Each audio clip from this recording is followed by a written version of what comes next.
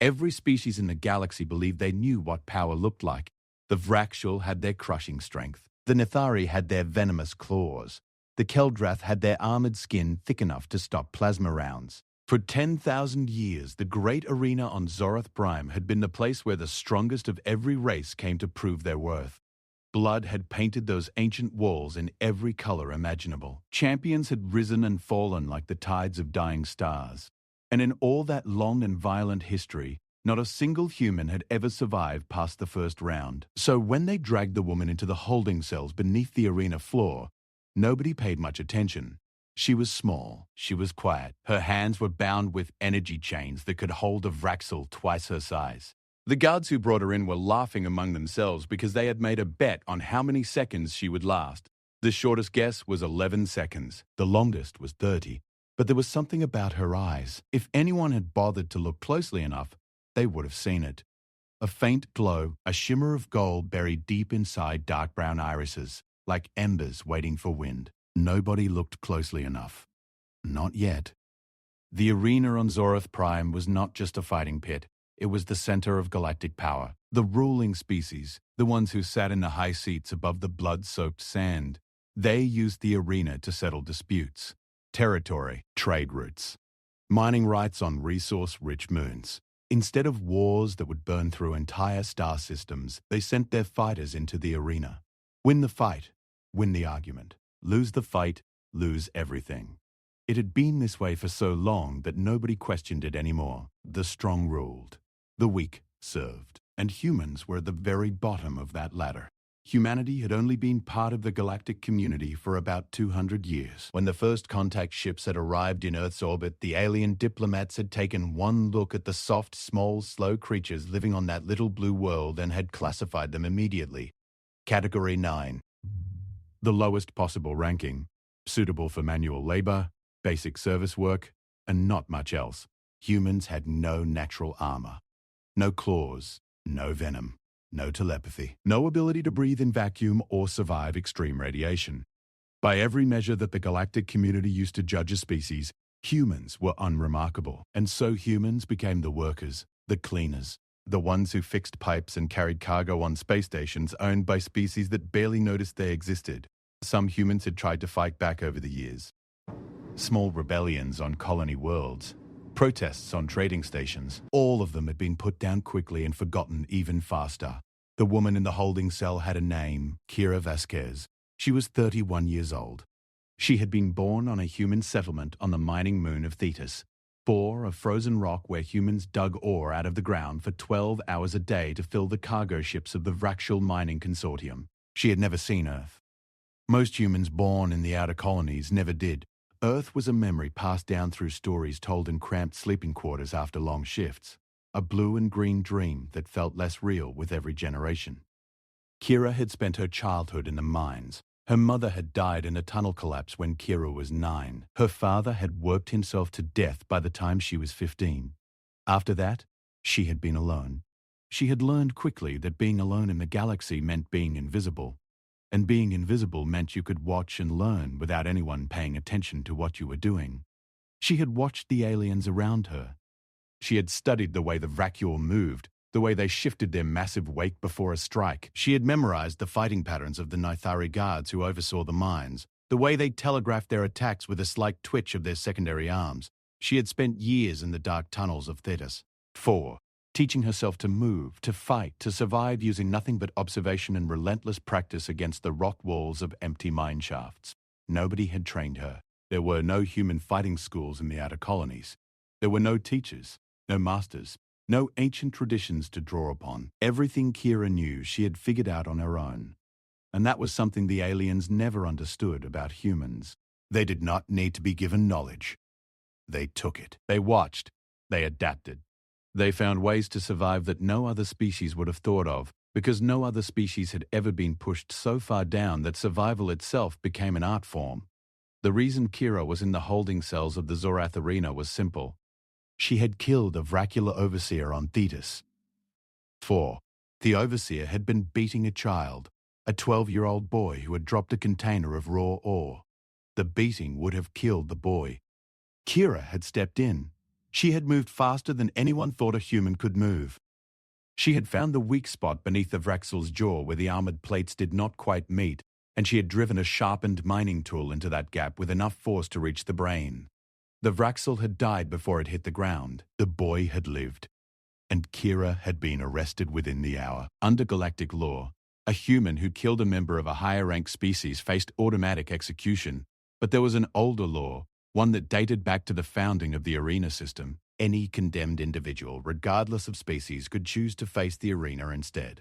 If they survived 3 matches, they earned their freedom. It was a law that had been written as a joke, really. A way to give the condemned a sliver of false hope, while providing entertainment for the crowds. In the entire history of the arena, only a handful of condemned fighters had ever survived all 3 matches, and none of them had been human. Kira had chosen the arena without hesitation. The judge who sentenced her had actually laughed. The court recorder had noted that the human female showed no visible emotional response to the sentence. The guards who processed her had commented that she walked into the transport ship like she was going to work, not to die. Now she sat in the holding cell, her back against the cold metal wall, her bound hands resting in her lap. Around her, in other cells, she could hear the sounds of alien fighters preparing for their own matches. A Vraxel was slamming its fists against the wall in a rhythmic pattern, building up aggression. A Nithari was making a high-pitched clicking sound, sharpening its claws against the floor. Somewhere further down the corridor, something very large was breathing in slow, wet gasps. Kira closed her eyes and listened. She had always been good at listening. In the mines, you learn to read sounds the way surface people read words. The groan of rock under pressure. The drip of water that meant a wall was about to give way. The change in air pressure that told you a shaft was losing oxygen. Sound was information, and information was survival. She could hear the crowd above. The arena was filling up. Thousands of aliens from dozens of species, all packed into the massive stone and metal structure that rose above the fighting floor, like a mountain turned inside out. The noise was enormous, even from down here. Roaring, chanting, the deep drumming of Vraxel war songs, the high melodic calls of the Siltheran spectators, the electronic amplification of the arena announcers, their voices booming through translation systems so every species could understand. A guard came to her cell. He was a Keldrath, his grey armoured skin making him look like a walking boulder. He looked down at Kira with 4 small yellow eyes that held nothing but bored contempt.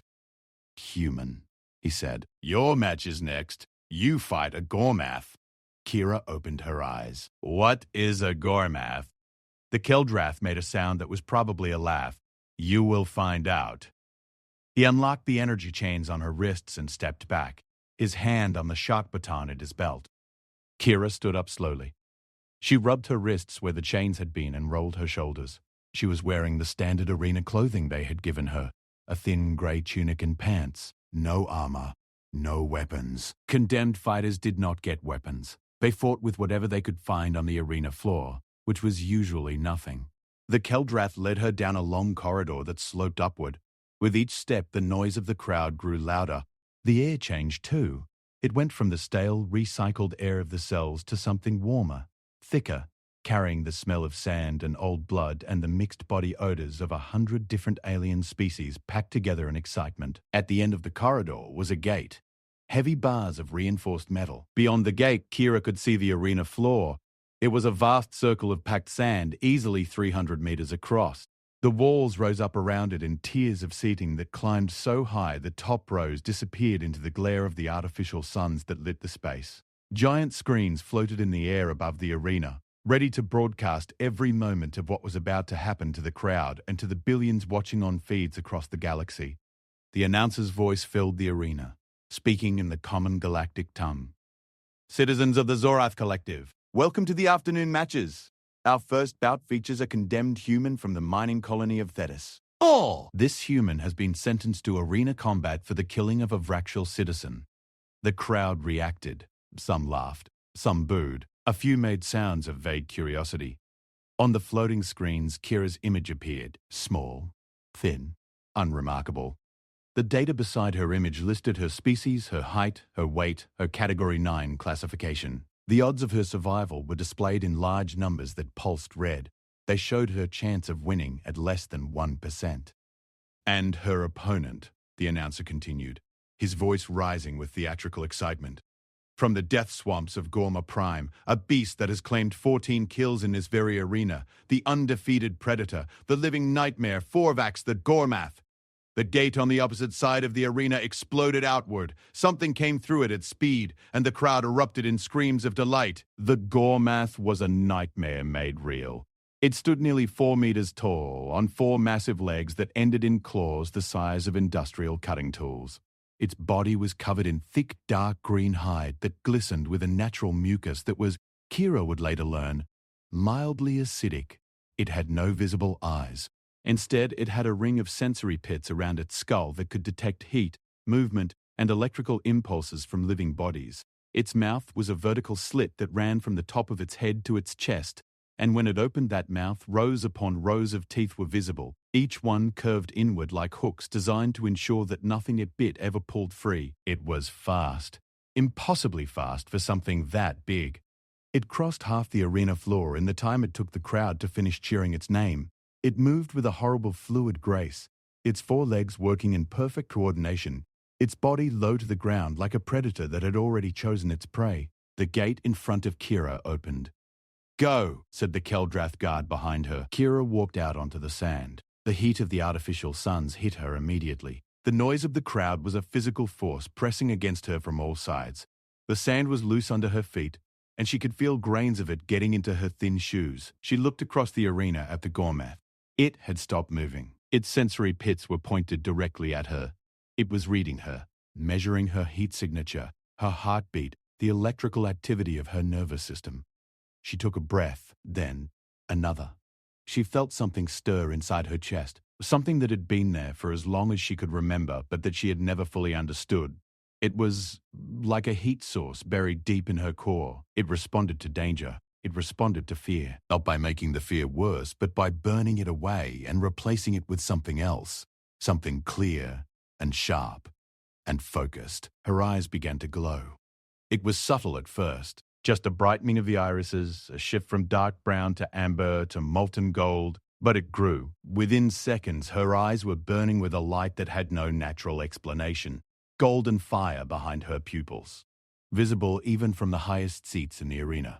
The closest cameras caught it. The image appeared on the floating screens. The crowd noise changed. The laughter stopped. The bored chatter stopped. For the first time, 50,000 aliens looked at this small human woman and felt something unexpected. They felt uncertain. Kira looked at the Gormath. She studied it the way she had studied everything in her life. Quickly, efficiently, 4 legs, center of gravity low and forward, sensory pits, no eyes. It was reading her bioelectric signature, mouth structure, vertical slit, strong jaw muscles but limited lateral movement. The hide was thick, but the mucus coating suggested the skin underneath was sensitive, otherwise why protect it? The claws were the primary weapons, designed for hooking and tearing. She had 8 seconds before it charged. She knew this because she had counted the Gormath's breathing rhythm from the moment it entered the arena. 3 short breaths followed by 1 long breath. It was winding up, oxygenating its muscles, building the chemical fuel for an explosive sprint. The Gormath charged. The crowd screamed. Kira did not run. She did not freeze. She waited. She counted breaths and footfalls and calculated angles with a speed that should not have been possible for a human brain. The golden fire in her eyes burned brighter, and in that burning, everything slowed down. Not literally. Her perception accelerated. The world around her seemed to move through thick liquid while she moved through air. The Gormath reached her in 2 seconds. Its right forelimb came up in a sweeping strike designed to hook her body and drag her into that horrible mouth. The claw cut through the air with enough force to tear through starship plating. Kira dropped. Not backward, not to the side, down. Straight down, her knees folding, her body dropping flat against the sand as the claw passed through the space where her chest had been a fraction of a second earlier. She felt the wind of it. She felt a line of fire across her scalp where the very tip of one claw had grazed her. Then she moved. From her position flat on the sand, she rolled. Not away from the Gormath, but under it, between its front and rear legs, into the shadow of its body. The creature's momentum carried it forward, and for one brief moment, its vulnerable underbelly was directly above her. Kira reached up and grabbed the edge of one of the Gormath's belly plates where the thick hide was thinnest. She pulled herself up with a strength that surprised even her, clinging to the underside of the beast like a parasite. The Gormath felt her. It shrieked, a sound like metal being torn apart, and began to thrash. It spun, it bucked. It slammed its body against the sand, trying to crush her beneath its own weight, but Kira held on. Her fingers found gaps in the hide. Her feet found ridges in the belly plates. The golden light in her eyes was now so bright that it cast visible beams against the Gormath's dark underside. And where that light touched, she could see things. She could see the network of blood vessels beneath the hide. She could see the clusters of nerve bundles. She could see the rhythmic pulse of the creature's two hearts, one in the front of its chest, one in the back. She saw the weak point, a spot between the two hearts where the major blood vessels crossed, a junction no bigger than her fist. If that junction was disrupted, both hearts would lose pressure simultaneously. The creature would be dead in seconds. The Gormath threw itself sideways and finally dislodged her. Kira hit the sand hard, rolling with the impact the way she had taught herself in the mine shafts. She came up on her feet, sand in her hair, blood running from the graze on her scalp, her eyes blazing gold. The crowd was silent. 50,000 aliens staring at their screens, at the arena floor, at this impossible human who should have been dead 10 times over, but was standing there with fire in her eyes and no fear in her body. The Gormath turned. Its sensory pits locked onto her. It charged again. Faster this time. Angrier. Its mouth opened wide, that vertical slit splitting apart to reveal the hooked teeth, and a sound came out of it that was less a roar and more a promise of violence. Kira ran toward it. The crowd gasped. Running toward a charging Gormath was suicide. It was madness. No sane creature would do it. But Kira was not operating on sanity. She was operating on something older and deeper and more dangerous. She was operating on the thing that had kept humans alive through ice ages and predators and plagues and wars and the long, cold silence of space. She was operating on the absolute refusal to die. At the last possible moment, she jumped. Not up and over. That would have put her in range of the teeth. She jumped to the side, using the Gormath's own bulk as a pivot point. Her hand caught one of the sensory pits on the side of its head, and she swung herself around and up, landing on the creature's back. The Gormath screamed. It bucked and spun, but Kira was already moving. She crawled along its spine toward the spot she had seen, the junction between the hearts. She had no weapon. She had no claws. She had nothing but human hands and human determination. She found the spot. She placed both hands against the hide and pressed. The golden light in her eyes flared, and something happened that no one in the arena could explain. Heat poured from her palms. Not metaphorical heat, real heat. The hide beneath her hands began to smoke. The mucus coating sizzled and evaporated. The thick green skin blackened and cracked. Kira pushed her hands through. The Gormath made a sound that was almost quiet, a surprised, soft, wet sound. It stumbled, its front legs buckled, then its rear legs. It sank to the sand in slow motion, its massive body settling like a ship going down in calm water. Kira pulled her hands free. They were burned and bloody, but she was alive. She slid off the dying creature's back and landed in the sand. She stood there, breathing hard, her golden eyes slowly dimming back to dark brown. The arena was completely silent. Then, from somewhere in the upper tiers, a single alien began to make noise. It was a sound of shock and awe, and something that might have been respect. Another joined it, then another. The sound grew. It spread through the arena like fire through dry grass until 50,000 voices were raising a sound that the Zorath arena had not heard in a very long time. They were cheering for a human.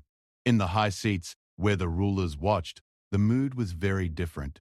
The Vraxel delegation was staring at their screens with expressions that could only be described as disturbed. The Nithari ambassador had stopped eating. The Keldrath military commander was speaking rapidly into a communication device, his four eyes wide.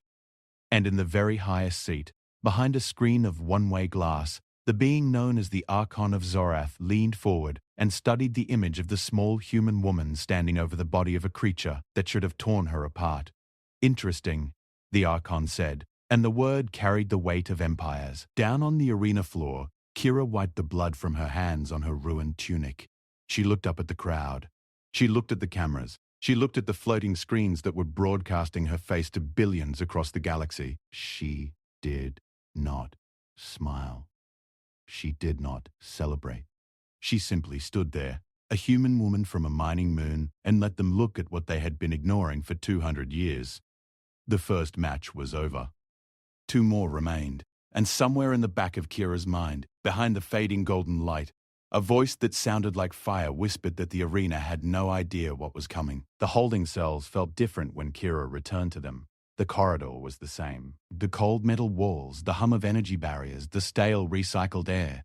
But the sounds had changed. Before her fight, the other fighters in their cells had ignored her completely. She was a human. She was noise. She was nothing. Now, as the Keldrath guard walked her back to her cell, there was silence from every occupied chamber she passed. The Vrakshal, who had been pounding the walls, was pressed against the energy barrier of his cell, his deep-set eyes following her. The Nithari, who had been sharpening her claws, was standing perfectly still, her secondary arms folded tight against her thorax in what Kira had learned was a posture of alertness and reassessment. They were looking at her now, all of them, and the way they were looking at her was new. The guard sealed Kira's cell and left without a word. He did not laugh this time. He did not make a joke about how many seconds she would last. He simply locked the barrier and walked away, and Kira noticed that his hand stayed on his shock baton the entire time. She sat down on the metal bench and looked at her hands. The burns from the Gormath fight were raw and blistered. The skin on her palms was cracked and weeping clear fluid. It hurt. Everything hurt. Her scalp where the claw had grazed her. Her shoulders from clinging to the creature's underside. Her knees from dropping to the sand. Her entire body was a collection of bruises and strains and small injuries that added up to one large message from her nervous system, telling her to stop doing whatever she had been doing. She flexed her fingers slowly. The pain was sharp but manageable. She had felt worse in the mines. There had been a day, when she was 17, when a support beam had fallen across her back and pinned her to the tunnel floor for 6 hours before anyone came. She had lain there in the dark, breathing dust, feeling the weight of the rock above her, and she had not screamed once. Screaming used oxygen. Oxygen was survival. Everything was survival. The burns on her hands told a story she did not fully understand. She had felt the heat come from somewhere inside her, not from her muscles, not from friction. From deeper, from the same place the golden light came from when it filled her eyes. She had felt it before, in small ways. When she was frightened or angry or pushed to the edge, there was always a warmth that spread through her body. She had thought it was adrenaline. She had thought it was just the way human bodies responded to danger. But adrenaline did not burn through alien hide. Adrenaline did not make your eyes glow like molten metal. She did not know what she was. She only knew what she could do. A sound came from the cell next to hers. A voice, deep, rumbling, speaking the common galactic tongue with an accent she did not recognize. Human. Kira turned her head. The cell beside hers held a creature she had not noticed before. It was large, filling most of the small space. Its skin was dark blue, almost black, and covered in fine scales that caught the light like crushed glass. It had 2 arms and 2 legs, roughly humanoid in proportion but much larger. Its face was broad and flat, with wide silver eyes that had horizontal pupils, and a mouth that seemed designed more for speaking than for biting. It wore the same grey arena clothing she did, which meant it was also condemned. "You killed the Gormath!" the creature said. It was not a question. "Yes," Kira said. The creature studied her for a long moment. "I am Draven. I am a Selvari. My people are from the Rim worlds. I have been in these cells for 12 days, waiting for my first match." Kira nodded. She had heard of the Selvari. They were a mid-rank species, Category 5, stronger than humans, smarter than most, but they had made the mistake of resisting the Zorath Collective's expansion into their territory. The war had not gone well for them. "What did you do?" she asked. Draven's silver eyes darkened. "I refused to surrender my ship when a Vracular patrol ordered me to. There was a fight. Their captain died. So here I am." "Here we are," Kira said. Draven leaned closer to the energy barrier that separated their cells. His voice dropped. "I watched your fight on the cell monitors. Every fighter down here watched it. What you did to the Gormath at the end, with your hands, what was that? Kira looked at her burned palms. I do not know. Your species is not listed as having thermal manipulation abilities. I checked the database terminal in the common area before they moved me to isolation. Humans are classified as baseline organic, no special abilities, no genetic modifications. Category 9 across all physical metrics. I know what we are classified as, then what I saw should not be possible. Kira closed her hands slowly, feeling the blisters stretch and crack. A lot of things should not be possible. I should not be alive right now. I should have died in a mine collapse when I was 9. I should have starved when I was 15. I should have been executed for killing a vacuole overseer 3 weeks ago. I should have died on that arena floor 20 minutes ago. She looked at Draven with eyes that were brown and quiet but carried something behind them, something waiting. I have spent my whole life being told what should not be possible. I stopped listening. Draven was quiet for a moment. Then he made a sound that might have been a laugh. I think I understand why the Gormath lost. Before Kira could respond, a commotion erupted at the far end of the corridor. Heavy footsteps, multiple sets moving fast, voices speaking in the harsh, guttural language of the Vracul, which Kira had learned enough of in the mines to understand most of what was being said. They were arguing. Someone was demanding access to the human prisoner. Someone else was saying it was not protocol. The footsteps stopped in front of Kira's cell. 3 Vacuols stood there. They were not guards. Their armor was different from the standard security equipment. It was sleeker, darker. It bore the emblem of the Vracul Intelligence Directorate, a clenched fist surrounded by watching eyes. These were not soldiers. They were something worse. They were investigators. The one in the center was taller than the others, which among the Vracul indicated both age and authority. His armored skin had the darker coloring that came with decades of combat and augmentation. His eyes were small and sharp, and they locked onto Kira with an intensity that felt like being targeted by a weapon. Human female, he said. His common tongue was precise and cold. Designation Kira Vasquez. Mining Colony Thetis. 4. You will answer questions. Kira did not stand up. I am a condemned arena fighter. I have the right to rest between matches. That is the law. The tall Vraxel's jaw muscles tightened. He was not used to being told no, especially not by a human. You will explain what occurred during your match. The thermal event. The ocular phenomenon. These abilities are not consistent with human biological profiles. Then, maybe your profiles are wrong. The Vraxel to the left made a sharp hissing sound. Among their kind, it was a warning. A sound that came before violence. The tall one raised a hand and the hissing stopped. I will ask differently, the tall Vraxel said. There are human populations that have been exposed to experimental genetic modification programs. If you are a product of such a program, you are required by law to disclose this. Failure to disclose is a capital offense. Kira almost smiled. I am already facing a capital offense. I am in the arena. What are you going to do, kill me twice? The Vraxel stared at her. There was a long, tense silence. Then he turned and spoke to his companions in their own language, fast and low. Kira caught fragments. Words like anomaly and escalate and archon and contingency. They were afraid. She could see it in the way they stood. They were trying to hide it behind authority and protocol. But fear was fear in any species. The body carried it the same way everywhere. Tight muscles, shallow breathing, eyes that moved too much. The tall Vraxel turned back to her. Your second match will be brought forward. You will fight again within the hour. The Arena Masters have selected your opponent. This was not normal. Condemned fighters were supposed to have a full day between matches. It was one of the few rights they had. Kira knew they were doing this to keep her from recovering. Her hands were burned. Her body was battered. They wanted her to fight again before whatever she had done to the Gormath could be fully rested and ready. Who is the opponent? Kira asked. The tall Vraxel's mouth curved in what might have been a smile. Greth Norak, the Butcher of Selvery. In the cell beside her. Draven made a sound. A low, involuntary sound of recognition and hatred. Kira glanced at him. His silver eyes had gone cold. The Vracul left. The corridor fell quiet again. Kira looked at Draven. "You know this Graith Norak," she said. Draven's hands were gripping the edge of his bench so hard that his blue-black scales had gone white at the knuckles. "He is a fractal warlord. When my people fought the Collective, Graith Norak commanded the ground forces on our homeworld. He did not just defeat us. He made a sport of it. He rounded up civilians, made them fight his soldiers in staged combats for his entertainment.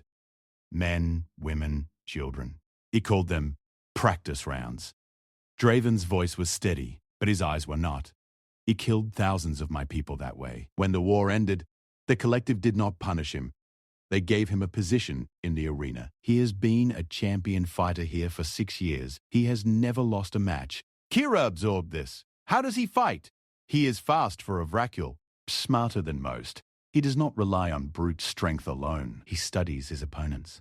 He learns their patterns and then he exploits their weaknesses. He is patient. He will let a fight go on longer than it needs to because he enjoys watching things suffer."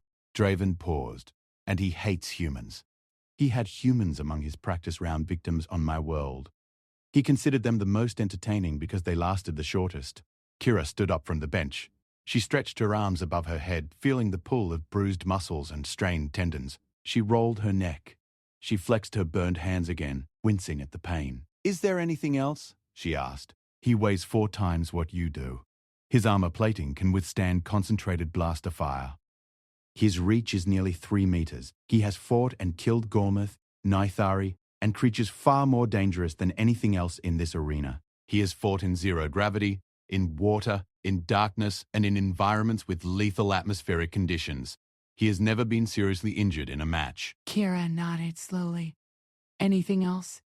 "He will try to humiliate you before he kills you. It is his signature. He breaks his opponents piece by piece.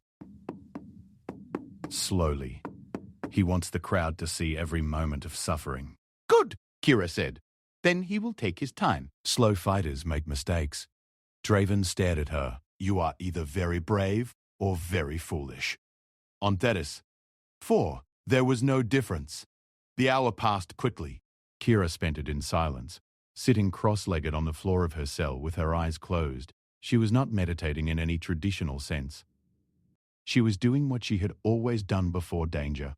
She was going inward, finding the quiet place in the center of herself where the noise of the world could not reach. In the mines, that quiet place had been the difference between panic and survival. When the walls were closing in and the air was running out, the miners who panicked died first. The ones who found their center, who controlled their breathing, who turned fear into focus, they were the ones who walked out. She reached for the heat inside her, the source of whatever she was. It was there. It was always there, like a second heartbeat, deeper and hotter than the first. She did not try to control it. She did not try to understand it. She simply acknowledged it. She let it know she was coming back, and she felt it respond. A pulse of warmth through her chest, a faint glow behind her closed eyelids. When the guards came for her, she opened her eyes and stood up in one smooth motion. 2 Keldrath guards this time, flanking the corridor outside her cell. They were armed with more than shock batons. They carried plasma restrainers, weapons designed to immobilize without killing. They were taking precautions now. As she walked past Draven's cell, the Selvari pressed his hand against the energy barrier. "Human," he said. "Kira." She stopped. "My people have a word. Selvrath. It means the fire that does not go out, the flame that burns even in the void." He held her gaze with his silver eyes. "Whatever you are, wherever this fire comes from, do not let it go out." Kira looked at his hand against the barrier. She raised her own burned hand and placed it against the barrier from her side. The energy field hummed between their palms. "I will not," she said. The walk to the arena felt longer this time. Maybe because she knew what was waiting for her. Maybe because her body was telling her, in every language pain could speak, that she was not ready for this. The graze on her scalp had only just stopped bleeding. Her shoulders ached with every step. Her hands throbbed with a deep, persistent burn that radiated up into her wrists. The corridor opened onto the gate. The arena floor was visible beyond the bars. They had cleaned the sand since her last fight. Fresh white sand, raked smooth, hiding the blood that had soaked into it. The crowd was even larger now. Word had spread about the human who killed a Gormath. The floating screens were already showing highlights from her first match, the moment she dropped under the claw, the moment she climbed beneath the creature, the moment her hands burned through its hide. The images played on repeat while the announcer built the crowd's excitement with a voice that dripped theatrical anticipation. Citizens, you saw the impossible this afternoon. A human, a Category 9, defeated a Gormath in single combat. But the arena is not finished with her yet. For her second match by special order of the Arena Masters, she will face a legend, a warrior who needs no introduction. The conqueror of worlds. The champion of Zorath, Greth Norak, the Butcher. The opposite gate opened and Greth Norak walked out, and the crowd lost its mind. He was enormous. Even by Vraxal standards, he was large, nearly 3 meters tall. His body a fortress of natural armor plates that had been further reinforced with metallic grafts embedded directly into his skin. He moved with a confidence that came from years of absolute dominance. Every step was deliberate. Every motion communicated power. He wore no arena clothing.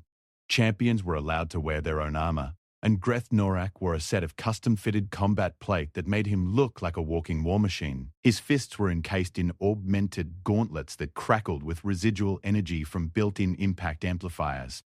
He walked to the center of the arena and stopped. He looked around at the crowd with a proprietary air, like a king surveying his domain. Then he looked toward Kira's gate and waited. The gate opened.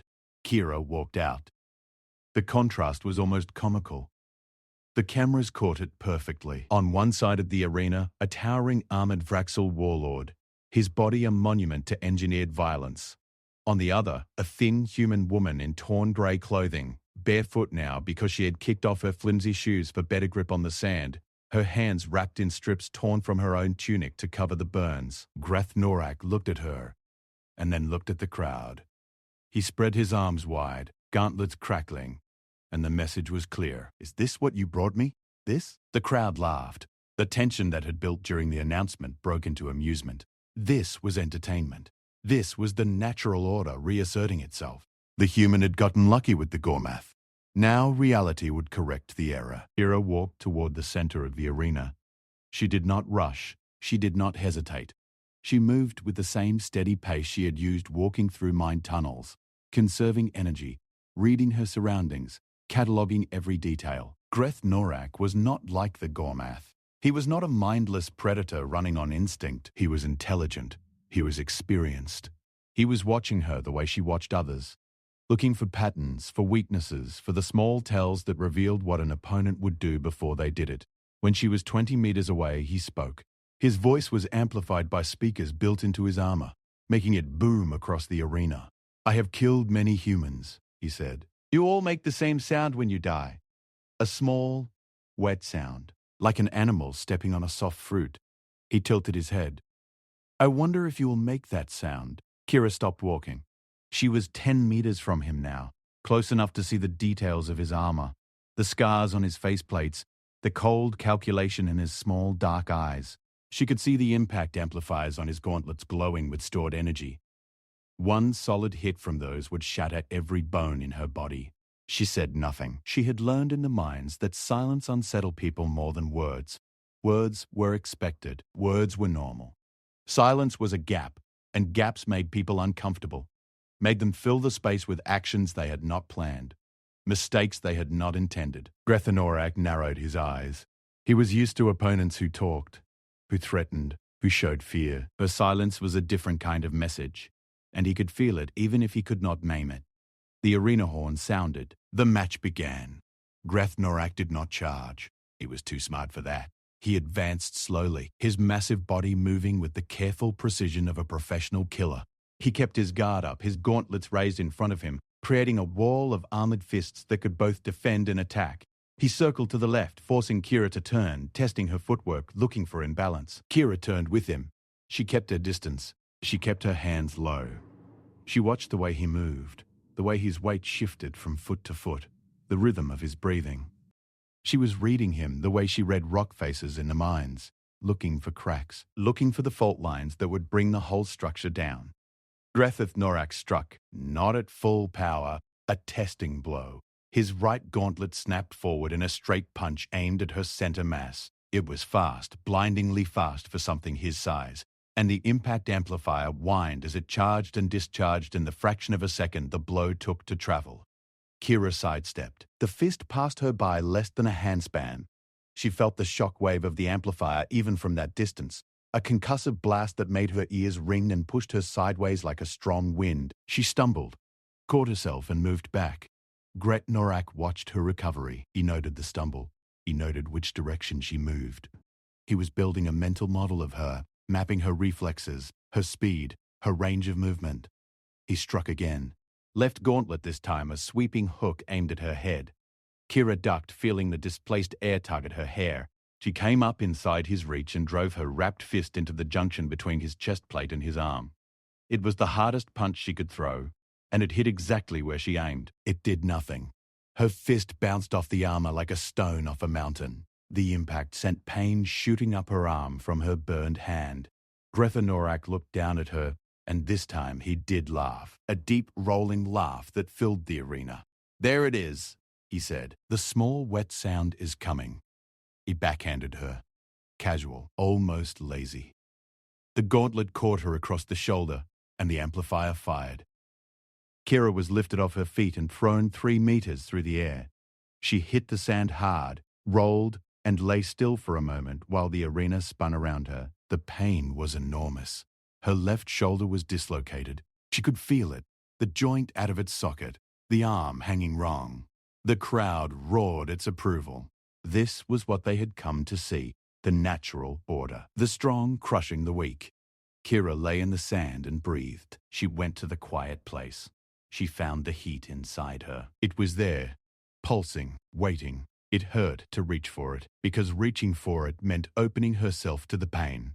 All of it, not just the shoulder, but the burns and the bruises and the exhaustion and the memory of every injury she had ever suffered. The fire inside her did not numb pain.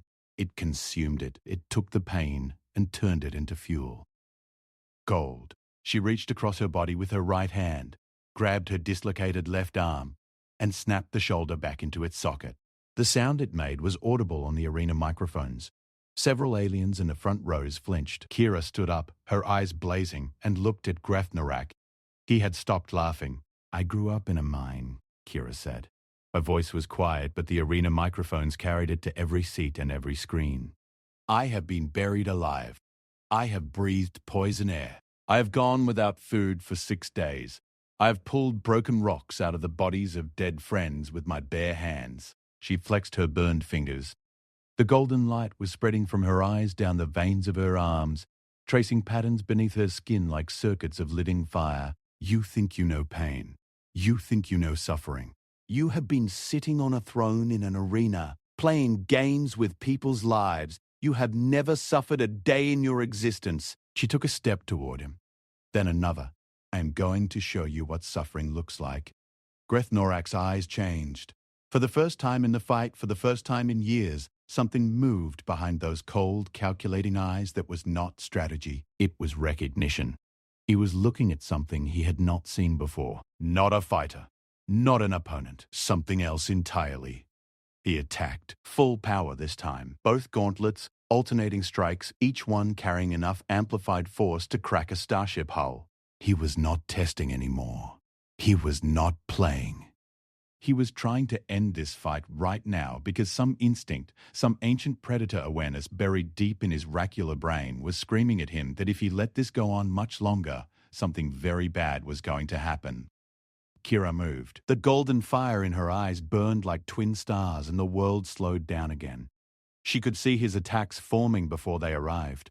The microshifts in his weight, the tension in his arm muscles, the direction of his eyes, everything told her where the next blow would come and when. She slipped between his strikes like water flowing around stones. Left, right, duck, sidestep, roll. His gauntlets shattered the sand where she had been a heartbeat before. Craters appeared in the arena floor.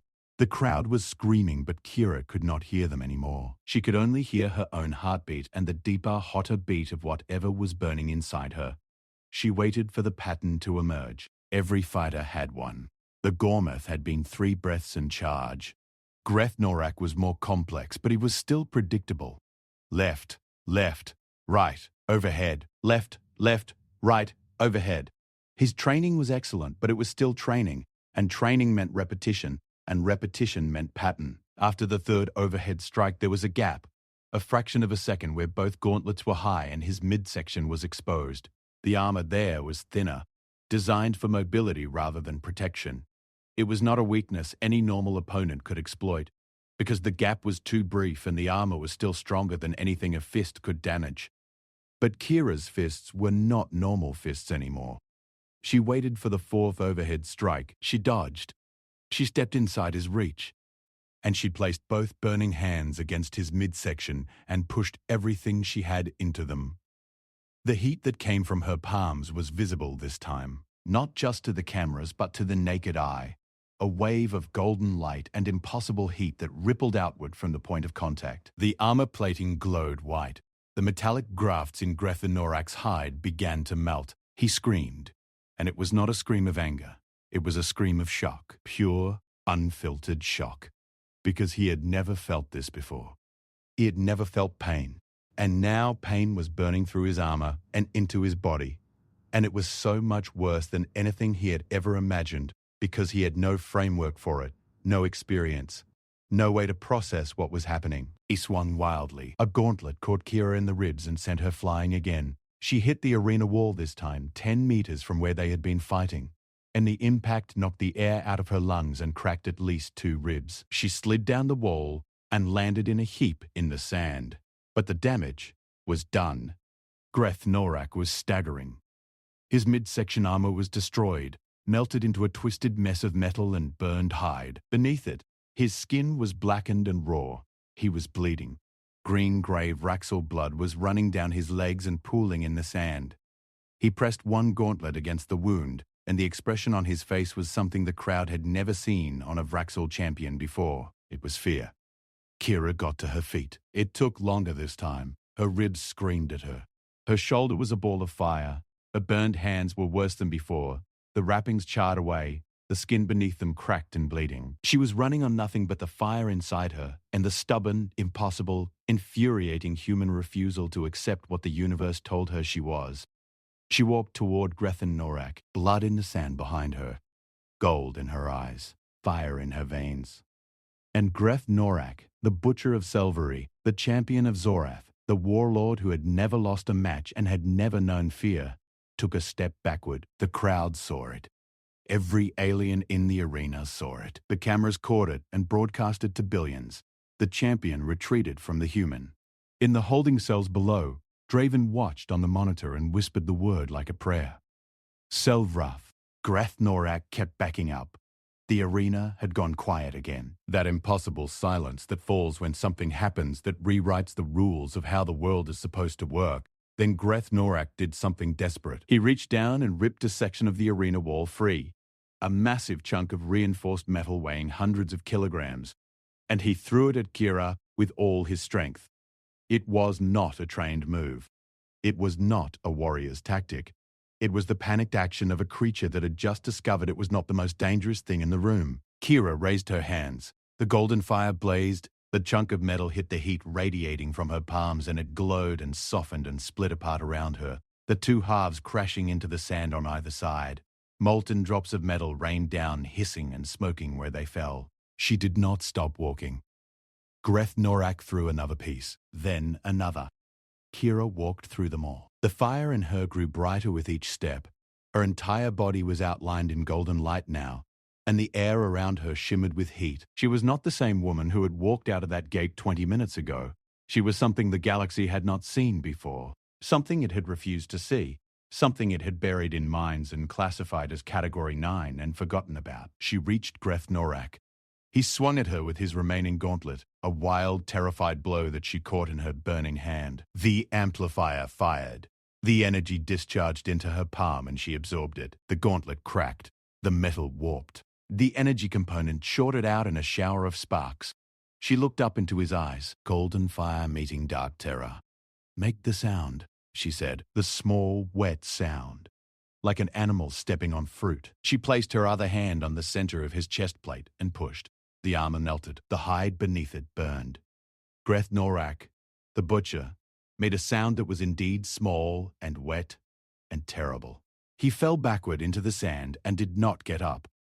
Kira stood over him. The golden light was fading from her body, pulling back into her eyes and then dimming to brown. She swayed on her feet. Blood was dripping from her hands, her ribs, the reopened cut on her scalp. She had nothing left. The fire had burned through every reserve she had, but she was standing, and he was not. The arena erupted, not in the polite, surprised cheer that had followed the Gormath fight.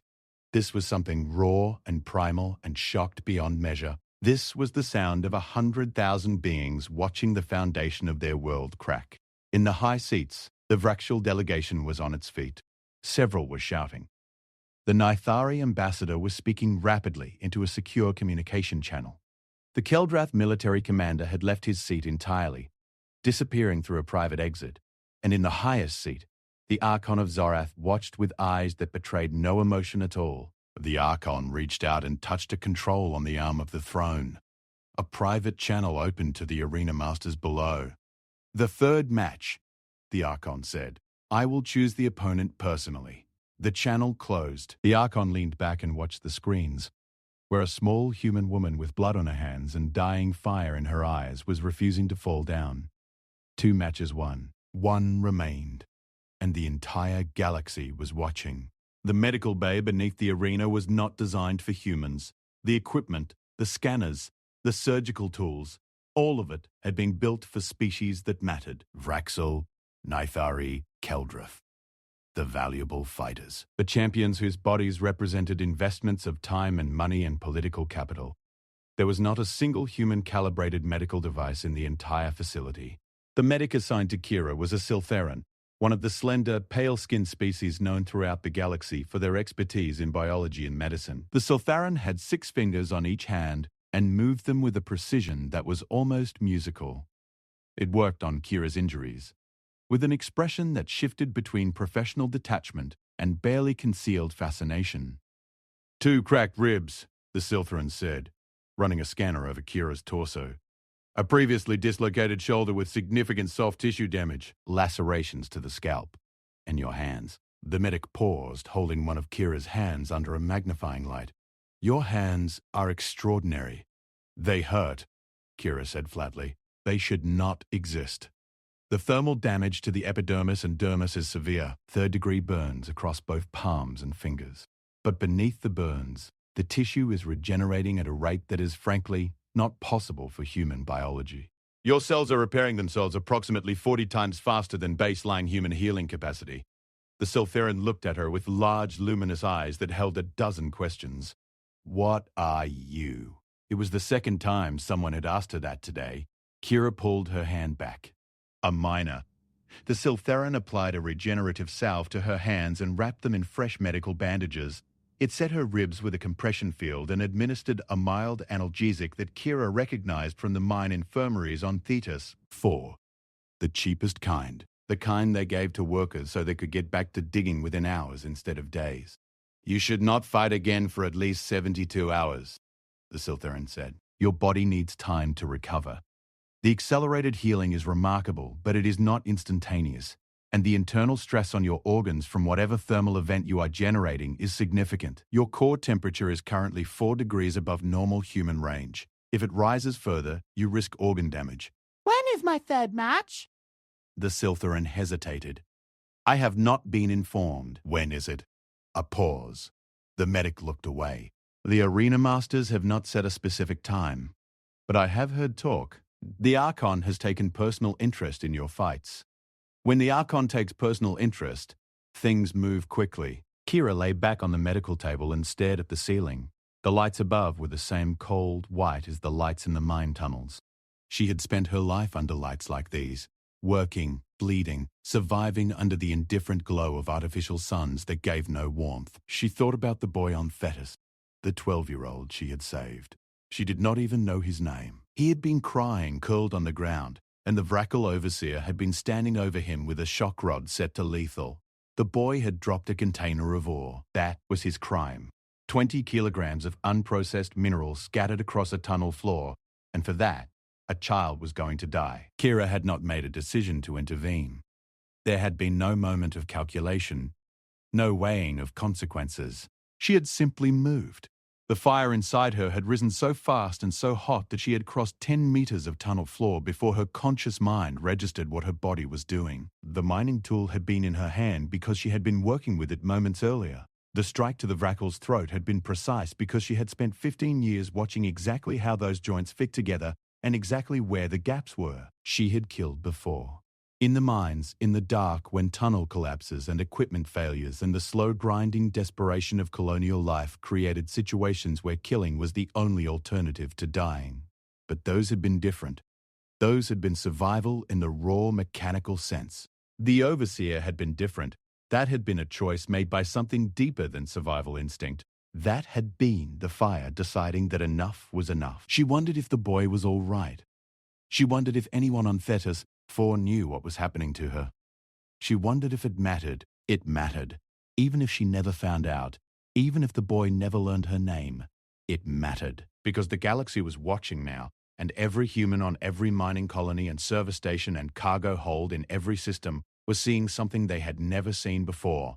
They were seeing a human win. The door to the medical bay opened. 4 armed guards entered, followed by a figure that made the Siltheran medic immediately stand straighter and lower its gaze. The figure was not physically imposing. It was actually smaller than Kira, a species she had never seen before, roughly humanoid but with skin that seemed to shift color with every movement, like oil on water. Its eyes were large and completely black, no iris, no white, just deep, reflective pools that showed Kira her own face when she looked into them. It wore no armor, no uniform. Just a simple robe of dark material that moved like liquid. But everything about the way the guards stood around it, the way the medic reacted, the way the air itself seemed to tighten, told Kira that this was someone of immense power. "Leave us," the figure said. Its voice was soft and layered, as if multiple versions of the same voice were speaking in slightly offset harmony. The guards hesitated. The figure did not repeat itself. It simply waited. And that waiting carried more authority than any shouted command. The guards left. The medic followed. The door sealed.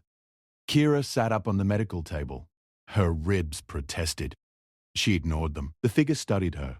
Its color-shifting skin settled into a deep blue that was almost indistinguishable from black. Its dark eyes reflected her burning gold ones back at her. "You know who I am," the figure said. Kira did not. But she could guess. There was only one being in the arena complex who could dismiss guards and doctors with a word and make the air feel heavy just by standing in a room. "The Archon of Zorath," she said. The figure inclined its head.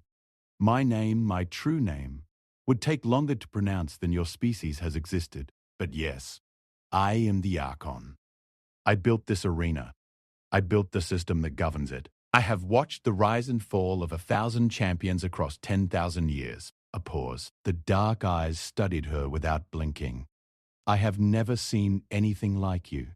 I am a human," Kira said. Category 9. Suitable for manual labor and basic service work. Something moved in the Archon's expression. It might have been amusement. It might have been something more dangerous. Category designations are a tool. A system of classification designed to maintain order, to ensure that every species knows its place and behaves accordingly. You understand this. "I understand that it is a cage," Kira said. "All civilization is a cage," the Archon replied.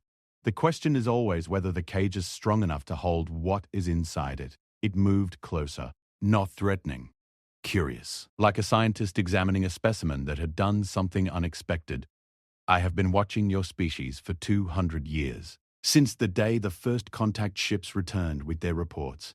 Category 9. That was the classification given by the Assessment Council, and I allowed it because it served my purposes. A species of workers, a species of servants, useful, plentiful, easy to control." The Archon stopped directly in front of Kira, close enough that she could see the subtle patterns moving across its skin, like galaxies forming and dissolving in fast motion. "But I knew it was wrong," the Archon said. "I knew from the beginning." "Do you want to know how I knew?" Kira waited. "Because I read your history, not the summary reports that the Assessment Council filed. I read the actual records from your world. I had agents retrieve every piece of recorded history your species had produced. It took them 4 years to compile it all, and when I finished reading it, I did something I had not done in 3,000 years. The Archon's voice dropped to barely above a whisper. I felt afraid. The word hung in the air between them. Afraid. From the being who controlled the most powerful political institution in the galaxy. You are a species that should not exist, the Archon continued. Your world is harsh. Your bodies are fragile. You have no natural weapons, no armor, no special abilities. By every metric we use, you should have been extinct millions of years before you ever looked at the stars. But you survived, and the way you survived is what frightened me. The Archon began to pace. Its movements were fluid, almost weightless. Every other species in this galaxy survived through adaptation. The Raxel grew armor. The Nithari developed venom. The Keldrath became living fortresses. They adapted to their environments. They became part of their worlds. Harmony through biological specialization. But humans did not adapt to their world. Humans adapted their world to themselves. You reshaped your environment, your tools, your societies, even your own bodies to meet whatever challenge you faced. When you were cold, you did not grow fur. You killed animals and took theirs. When you were hungry, you did not evolve better digestion. You invented agriculture. When disease threatened you, you did not develop natural immunity. You created medicine. When gravity held you down, you built machines that flew. The Archon stopped pacing and faced Kira. No other species does this. No other species has ever done this. You do not change to fit the universe. You change the universe to fit you. And that is the most dangerous thing I have ever encountered. Kira felt the fire stir inside her chest. The golden warmth responded to the Archon's words like a flame responding to oxygen. You classified us as Category 9, she said. You put us in mines and on cargo ships and at the bottom of every hierarchy. If we are so dangerous, why not destroy us? The Archon's expression shifted. Something complex moved across its features. Emotions that Kira could not read because they belonged to a mind older and stranger than any human could fully comprehend. Because destruction would have confirmed what I feared. If humans could be destroyed so easily, they would not be dangerous. I needed to know the truth. I needed to know what happens when you push a human to the absolute breaking point. The dark eyes locked onto hers. And now I know. It gestured at her burned hands, her bruised body, her cracked ribs, her golden eyes. This is what happens. You do not break. You burn. Kira let the silence stretch. Her ribs ached. Her hands throbbed. The fire inside her was brighter now, warmer, responding to the truth in the Archon's words. She had never understood what she was. She had only known the heat, the golden light, the way her body and mind seemed to shift into a higher gear when pushed to the edge. She had thought she was broken. An anomaly. Something wrong with her biology. She had never imagined that she might be something right. Something that every human carried buried deep, waiting for the right pressure and the right moment to ignite. Is it just me, she asked, or is it all of us? The Archon did not answer immediately. It walked to the window of the medical bay, a small porthole that looked out onto the maintenance corridors beneath the arena. Outside, workers moved through the corridors. Some were aliens. Many were human, carrying equipment, cleaning floors, performing the invisible labor that kept the arena running. I have studied hundreds of your kind, the Archon said, watching the workers. Medical scans, genetic analyses, stress response tests. Every human I have examined carries the potential. It is buried in your genome, coded into the deepest layers of your biology, a response mechanism that activates under extreme physical or emotional stress. Most humans never experience enough pressure to trigger it. Their lives on their colony worlds are hard, but the Category 9 system was designed, in part, to keep the pressure just below the threshold, hard enough to keep you useful, not hard enough to make you ignite. It turned from the window. You exceeded the threshold. Whatever happened to you in those mines, whatever suffering and loss and determination you experienced, it pushed you past the point that I had calculated as the maximum human tolerance. You should have broken. Instead, you caught fire. And now you are afraid, Kira said. Now I am deciding, the Archon corrected. You have won 2 matches. You have 1 remaining. If you win your 3rd match, galactic law requires that I set you free. A free human with the ability to generate thermal energy through biological means. A free human who has proven on galactic broadcast that Category 9 is a lie. Do you understand what that means? Kira understood perfectly. If she warped free, every human in the galaxy would know. They would know that the classification system was wrong.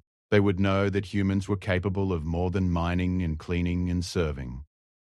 They would see a woman from Thetis, four standing over the bodies of creatures that were supposed to be their betters, and they would start to wonder what they could do if they were pushed hard enough, and some of them would start to push themselves. Your third match, the Archon said. I will choose the opponent. It will not be a beast or a warrior. I need to see how far this goes. I need to see what you truly are when there is no possibility of victory. There is always a possibility of victory, Kira said. The Archon looked at her for a long time. Then it nodded, slowly, as if confirming something it had already suspected. Yes, it said. That is exactly what makes you terrifying. It left without another word. The door sealed behind it, and Kira was alone in the medical bay with the hum of machines and the cold white light and the fire burning steadily in her chest. She lay back on the medical table. She needed to rest. Whatever the Archon was planning for her third match, it would be worse than anything she had faced so far. The Gormath had been a monster. Greth Norak had been a warrior. The next opponent would be something else entirely. Something designed not just to kill her, but to prove a point. The Archon needed to show the galaxy that what Kira had done was an aberration, a fluke, a glitch in the natural order that would be corrected. She closed her eyes and let the fire inside her settle into a low, steady warmth. She focused on her breathing. In the mines, old workers had a saying, "The rock does not care how strong you are. The rock does not care how smart you are. The rock only cares how long you can last." Patience, endurance, the ability to keep going when everything said stop. That was what the mines taught you. And that was what had kept Kira alive long enough to end up here. She thought about Draven, the Selvery in the cell beside hers. His silver eyes and his word, Selvereth, the fire that does not go out. She wondered if the Selvery had stories like humans did. Stories about people who kept fighting when there was no reason to fight. Stories about fires that refused to be extinguished. Maybe every species had those stories, buried somewhere beneath the classifications and hierarchies and systems of control. Maybe the Archon's cage was built on top of a galaxy full of unlit matches, and all it would take was one spark. Maybe she was that spark. Or maybe she was just a tired woman with burned hands lying on a cold table in a room that was not built for her. Maybe she would die in her third match, and the galaxy would forget her name within a week, and everything would go back to the way it had always been. Category 9, manual labor and basic service. The small, wet sound when a human dies. She flexed her fingers inside their bandages. The pain was still there, but underneath it she could feel the new skin growing. Faster than it should. Stronger than it had been. The fire was not just a weapon. It was healing her, rebuilding her, preparing her for what was coming. She slept. Not long, maybe 2 hours. The kind of sleep that miners learn to take in short bursts between shifts, dropping into unconsciousness like falling into a dark well and climbing back out when the body had taken what it needed. She dreamed of Thetis. Of the tunnels and the cold and the weight of rock above her, of her mother's face, which she could barely remember now, of her father's hands, scarred and bent from decades of digging, of the boy she had saved, his eyes wide and terrified and alive. When she woke, the door to the medical bay was opening again. Not the guards this time, not the Archon. It was the Siltheran medic, and it was moving with an urgency that made Kira sit up immediately. "You need to come with me," the Siltheran said. Its voice was low and tight with something that might have been fear. "Now, quickly. What is happening?" "The third match. They have announced it. The entire arena is filling. Every seat, every standing space. The feeds are broadcasting to 300 billion beings across the galaxy." The medic's hands were shaking. And the opponent, the Archon has chosen the opponent. Kira stood. Her body hurt. Every muscle, every joint, every cell in her body was protesting. But she stood. "Who is it?" The Sultheran looked at her with those large, luminous eyes, and for the first time, Kira saw something in an alien's face that she recognized completely. It was pity. Not the contemptuous pity that the stronger species showed to humans, the kind that said, "I feel sorry for you because you are less than me." This was real pity, the kind that one being feels for another when they know something terrible is about to happen and there is nothing they can do to stop it. "The Archon has released the Hollow," the Sultheran said. The word meant nothing to Kira. But the way the medic said it, the way its voice cracked on the syllable, the way its six-fingered hands trembled, told her everything she needed to know. Whatever the Hollow was, it was not a fighter. It was not a beast. It was something that made a medical professional who had spent their career surrounded by violence and death tremble at the mention of its name. "What is the Hollow?" Kira asked.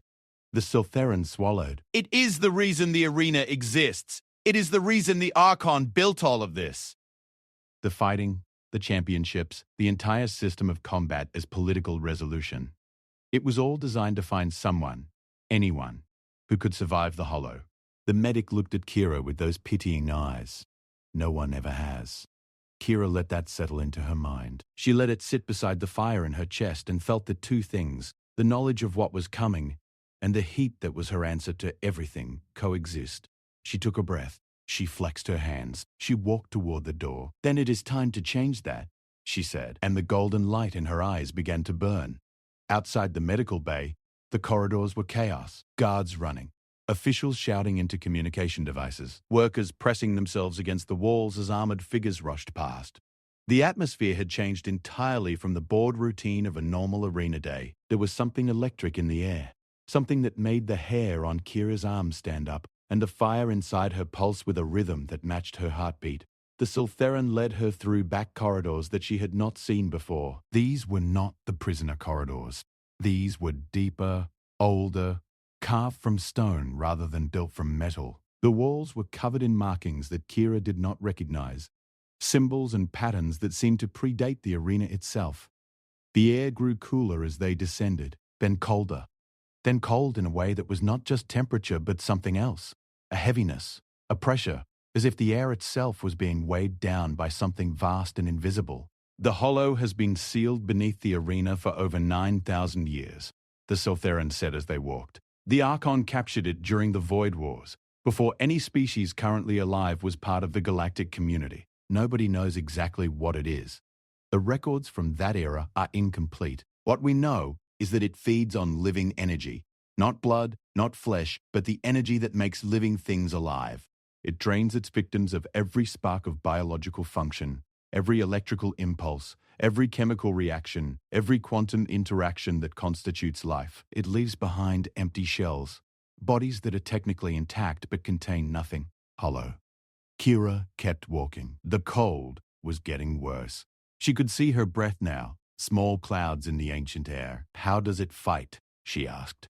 "It does not fight in any conventional sense. It exists in a state between matter and energy. Physical attacks pass through it. Energy weapons are absorbed. It moves through walls, through armor, through force fields. The only thing that slows it down is living heat, the energy of a biological system at peak output. That is why the arena exists. The Archon has been searching for a being that generates enough living heat to stand against the Hollow, to push it back, to destroy it." Kira stopped walking. She stood in the ancient corridor, surrounded by symbols she could not read, and looked at the Sultheran. "The arena is not a political tool," she said. "It is a weapon-testing ground." The Sultheran nodded. "The fighting, the championships, the species competing against each other. It has always been about finding the one, the being with enough fire inside them to face the Hollow. The Archon has tested thousands of fighters over the millennia, Vractional champions, Nithari assassins, Keldrath war leaders, creatures from species that no longer exist. All of them failed. All of them were drained and left hollow." The medic looked at Kira with those large eyes. "And then you walked into the arena with fire in your eyes and heat in your hands, and the Archon saw what 10,000 years of searching had not found." The corridor opened into a vast underground chamber. Kira stopped at the entrance and looked out at what lay ahead. The chamber was enormous, easily as large as the arena above. But where the arena was open and bright, this space was dark and cold and ancient. The walls were lined with containment structures, massive pylons of dark metal that hummed with energy and projected intersecting fields of blue light toward a single point in the center of the chamber. At that point, suspended in the intersection of the containment fields, was the hollow. Kira looked at it, and the fire inside her went still, not extinguished, not diminished. Still, like a flame that has sensed something on the other side of the wind and is gathering itself. The hollow was not a creature, not in any sense that Kira could process. It was an absence, a place where something should have been, but was not. It had a shape, roughly, a suggestion of form that shifted and rippled like heat haze over desert sand. It was dark, but not the darkness of shadow or night. It was the darkness of nothing. The kind of dark that existed before stars, before light, before the universe decided that things should exist at all. It was aware. Kira could feel that immediately. It knew she was there. It turned, if something without a fixed form could be said to turn, and she felt its attention land on her like the weight of a collapsing star. Cold poured from it, not physical cold, something deeper, a cold that reached past her skin, past her muscles, past her bones, and touched the fire at her core. And the fire responded. It blazed, brighter and hotter than anything Kira had ever felt. Her eyes ignited, golden light flooding the dark chamber. The golden veins appeared on her arms, her neck, her face, circuits of living fire that turned her skin into a map of light. The bandages on her hands smoked and burned away, revealing palms that glowed like miniature suns. The hollow shifted in its containment field. The pylons groaned. The blue energy flickered. Above, in the arena, the crowd could see what was happening on their screens. Cameras in the underground chamber were broadcasting every moment. 300 billion beings across the galaxy watched as a human woman stood before the thing that had haunted the foundation of galactic civilization for 9,000 years. Kira looked at the hollow and felt the cold reaching for her fire. Reaching, testing, tasting. And beneath the cold, she felt something else, something ancient and sad and endlessly hungry. It was not evil, it was empty. It was the absence of everything, and it wanted to be filled, and it took from living things because living things were the only source of what it lacked. She understood it in that moment. She understood it the way she understood the rock in the mines, not as an enemy, as a force, as something that simply was, like gravity, like pressure, like the cold, dark spaces between stars. And she understood that the Archon was right. The arena, the fighting, the whole system, it had all been leading to this, to a being that burned bright enough to face the emptiness and not be consumed. She took a step into the chamber, then another. The cold pressed against her from all sides, and the fire inside her rose to meet it. Every step was a battle, every breath was a furnace. The final fight had begun. The containment fields dropped. It happened all at once. The blue light from the pylons flickered and died. The hum that had filled the underground chamber for 9,000 years went silent. And the hollow, freed from the energy that had held it in place, expanded. It did not move the way physical things moved. It unfolded. It grew outward from the center of the chamber like a stain spreading across fabric, like darkness filling a room when a light is extinguished. The edges of it were not edges at all, but gradients, zones where reality became thin, and the temperature dropped so fast that moisture in the air crystallized into tiny ice crystals that hung suspended and then disappeared as the hollow absorbed even the energy in their molecular bonds. Kira felt it hit her like a wall of nothing. The cold was beyond anything she had experienced, even in the deepest ice tunnels of Thetis. 4. This was not the cold of temperature. This was the cold of absence. The cold of having something fundamental removed from you. She could feel it pulling at the heat in her body, pulling at the electrical impulses in her nerves, pulling at the chemical reactions in her cells. It wanted to drain her. It wanted to empty her out and leave her as a shell, like all the fighters who had stood in this chamber before her. The fire in her chest surged in response, not a conscious decision, a reaction, the way a heartbeat is a reaction, the way breathing is a reaction. The fire recognized the threat, and it rose to meet it with a ferocity that made Kira gasp. Golden light poured from her eyes and spread down her body in rushing waves. Her skin glowed. The air around her shimmered and wavered and heated until the ice crystals near her evaporated into steam that rose in swirling columns. She was a point of light in a sea of darkness, a single burning star in a void that wanted to swallow everything. The hollow pressed closer. She could feel its attention on her, not like the focused gaze of a living creature, but like the gravitational pull of a massive object. It was drawn to her heat. She was the brightest source of living energy it had encountered in 9,000 years of imprisonment, and its hunger was vast and ancient and patient. It reached for her. Tendrils of darkness extended from the main mass, thin fingers of nothing that probed toward her light. Where they touched the golden glow radiating from Kira's body, they hissed and recoiled, but they did not stop. They adapted. They found angles where the glow was thinner, spots where the light did not quite reach. They slipped around the edges of her radiance and touched her. The first tendril that made contact with her skin felt like having her life sucked out through a straw. A sharp, immediate sensation of loss. Not pain, exactly. Worse than pain. Pain was a signal that something was wrong. This was the wrongness itself. She felt a piece of her vitality simply vanish, pulled out of her cells and into the hollow, where it disappeared like water into sand. Kira screamed, not in fear, in defiance. The fire blazed brighter, and the tendril burned away, evaporating into wisps of dark vapor. But 3 more took its place. Then 5. Then 10. The hollow was learning her. It was adapting to her heat the way she adapted to her opponents. It was finding the frequency of her fire and adjusting itself to resist it. She backed up. Her feet scraped against the stone floor. The chamber was huge, but it felt like it was shrinking because the hollow was filling it, spreading outward and upward, pressing against the walls and ceiling, squeezing the breathable air into a smaller and smaller pocket around Kira's blazing form. Above, in the arena, the crowd watched in stunned silence. The screen showed the underground chamber from multiple angles. They showed the hollow as a mass of moving darkness that defied the camera's ability to capture it properly. Parts of the image kept glitching, pixels dying, data corrupted by the proximity of something that negated the energy that electronic systems depended on. They showed Kira as a figure of golden fire, impossibly bright against the impossible dark, fighting a battle that looked less like a fight and more like a candle trying to hold back the night. In the holding cells, Draven stood with his face pressed against the energy barrier of his cell, watching the only monitor that was still functioning. Several of the screens had already died, their circuits drained by some sympathetic effect from the hollow's release. The surviving screen showed Kira surrounded by darkness, her light flickering, her body trembling with the effort of sustaining the fire that was the only thing between her and annihilation. Selvrath, Draven whispered. Do not go out. Do not go out. In the high seats, the Archon watched with an expression that had finally, after 10,000 years, become readable. It was hope. Fragile, uncertain, desperate hope.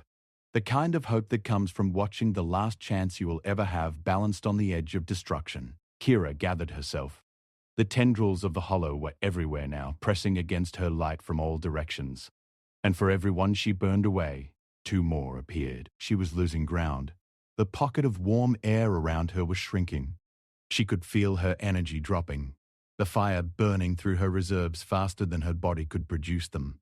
She remembered what the Siltheran had said. It feeds on living energy.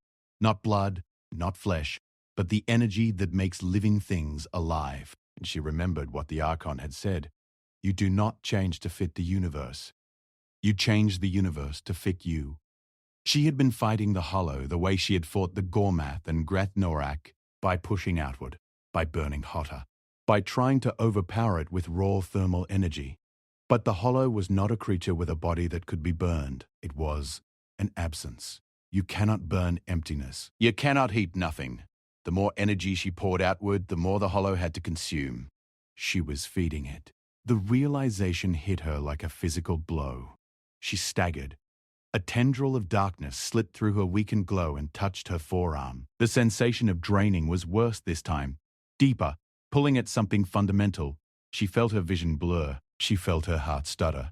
For one terrible moment, the golden light in her eyes flickered and dimmed, and the hollow surged forward, sensing weakness, sensing the kill. The crowd gasped. 300 billion beings watching a single human light about to go out, but it did not go out. Kira fell to her knees. She pressed her burning hands against the stone floor, and she did what she had always done when the walls closed in and the air ran out and the darkness pressed against her from every direction.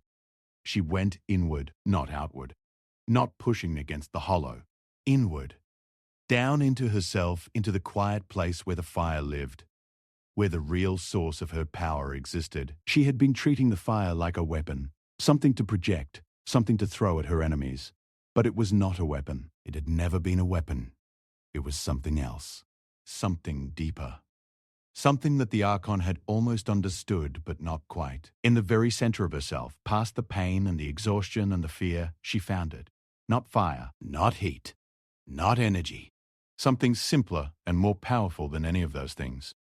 It was the thing that had kept her alive when the tunnel collapsed on her at 9 years old. The thing that had made her get up every morning in the mines for 15 years. The thing that had made her move without thinking to save a boy she did not know. It was not rage, although it could look like rage. It was not determination, although it could look like determination. It was life. Pure, raw, unfiltered life. The force that made cells divide and hearts beat and lungs breathe and brains think and hands reach out to touch and hold and build and create. It was the thing that existed at the center of every human. The thing that the galaxy had classified as Category 9. The thing that could not be measured by scanners or ranked by assessment councils because it was too fundamental, too basic, too primal to be captured by any system of measurement. It was what made humans human. Not their intelligence, not their adaptability, not their tool use. Their sheer, burning, relentless insistence on being alive. Kira stopped projecting heat. She stopped trying to burn the hollow away. Instead, she pulled the fire inward. All of it. Every scrap of golden light. Every trace of heat. Every wave of energy. She pulled it all back into her body, into her cells, into the quantum fabric of her biology, and she compressed it tighter and tighter. The golden light disappeared from her skin. The glow faded from her arms and neck and face. Her eyes dimmed from blazing gold to dark brown. From the outside, it looked like she was dying. The cameras showed a woman kneeling in darkness, her light extinguished, the hollow closing in around her like a fist. The crowd moaned. Draven screamed. The Archon leaned forward so far that its robe brushed the edge of the observation platform. The hollow sensed the change. The source of heat and light that had been resisting it was gone. What remained was a small, warm, biological entity kneeling on a stone floor. Easy prey. The tendrils converged. Dozens of them. Hundreds. They reached for Kira from every angle, ready to drain the last of her life and leave another hollow shell in the dark. They touched her, and they could not take anything.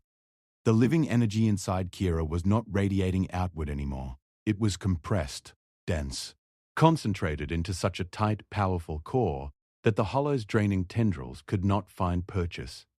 It was like trying to suck water through a straw from a block of ice. The energy was there, more of it than the hollow had ever encountered, but it was locked, sealed, compressed into something so dense and so intense that the hollow could not access it. The tendrils wrapped around her. They covered her body like a second skin of darkness. They pressed and pulled and probed, searching for a gap, a weakness, any way into the burning core that they could feel but could not reach. And then Kira did something that no one had ever done to the hollow. She started to pull back, not pull back as in retreat, pull back as in drain. The compressed core of living energy inside her was so dense, so pressurized that when the hollow's tendrils made contact with it, the flow reversed. Instead of energy flowing from Kira into the hollow's own substance began to flow into Kira. The hollow recoiled. For the first time in 9,000 years, it experienced something other than hunger. It experienced loss. Something was being taken from it. The small, warm creature on the stone floor was taking pieces of it and absorbing them into that impossibly dense core of living fire. Kira felt it happening. Oh God, bees. She felt the hollow substance entering her body and being transformed. The absence, the emptiness, the cold nothing that was the hollow's essence. It touched her fire, and it changed. It was like ice meeting a furnace. The emptiness did not remain empty. It was filled. Her living energy poured into the gaps that the hollow left behind, converting absence into presence, nothing into something, cold into warmth. She was not just fighting the hollow. She was undoing it, converting it, turning emptiness into life. The hollow thrashed. The entire chamber shook. The remaining pylons groaned and buckled. Chunks of ancient stone fell from the ceiling and shattered on the floor. The darkness whipped around the room in frantic spirals, trying to pull away from Kira, trying to break free of the connection that was now draining it the way it had drained thousands of living beings over millennia. But Kira held on, not with her hands, not with her fire, with her life, with that relentless, burning insistence on existing that defined her species. She knelt on the stone floor in the dark, a woman from a mining colony, and she held on to the most dangerous thing in the galaxy, and she did not let go. The golden light began to return, but it was different this time. Not the blazing external fire that had marked her previous fights. This was deeper, internal, a glow that came from within her body, as if her very cells were luminous. It spread slowly, steadily, like dawn breaking over a planet's horizon. First a glimmer in her chest, then a warmth in her limbs, then a radiance that filled her eyes, her skin, her hair, until she was not just a woman on fire, but a woman made of fire. The hollow shrank. For the first time since the containment fields had dropped, it was getting smaller. It pulled back from the walls, from the ceiling, from the far corners of the chamber. It contracted toward its center, toward the point where it had been imprisoned for 9,000 years, and with every moment that passed, it grew smaller still. Kira stood up. Hollow's tendrils were still attached to her, wrapped around her body, but they were thin now, weakened, more smoke than substance. She reached out and took hold of the largest tendril with her bare hand. Her palm was healed. The burns were gone. In their place was smooth, golden-tinted skin that radiated warmth.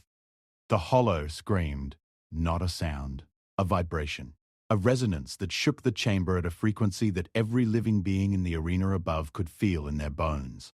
It was the sound of something ancient and vast being unraveled, being undone, being converted from absence to presence by a force it had never been designed to withstand, because the hollow had been designed. The Archon had said it was captured during the Void Wars, but the truth was more complex than that. The hollow was a weapon, built by a civilization that no longer existed, engineered to consume living energy on a galactic scale.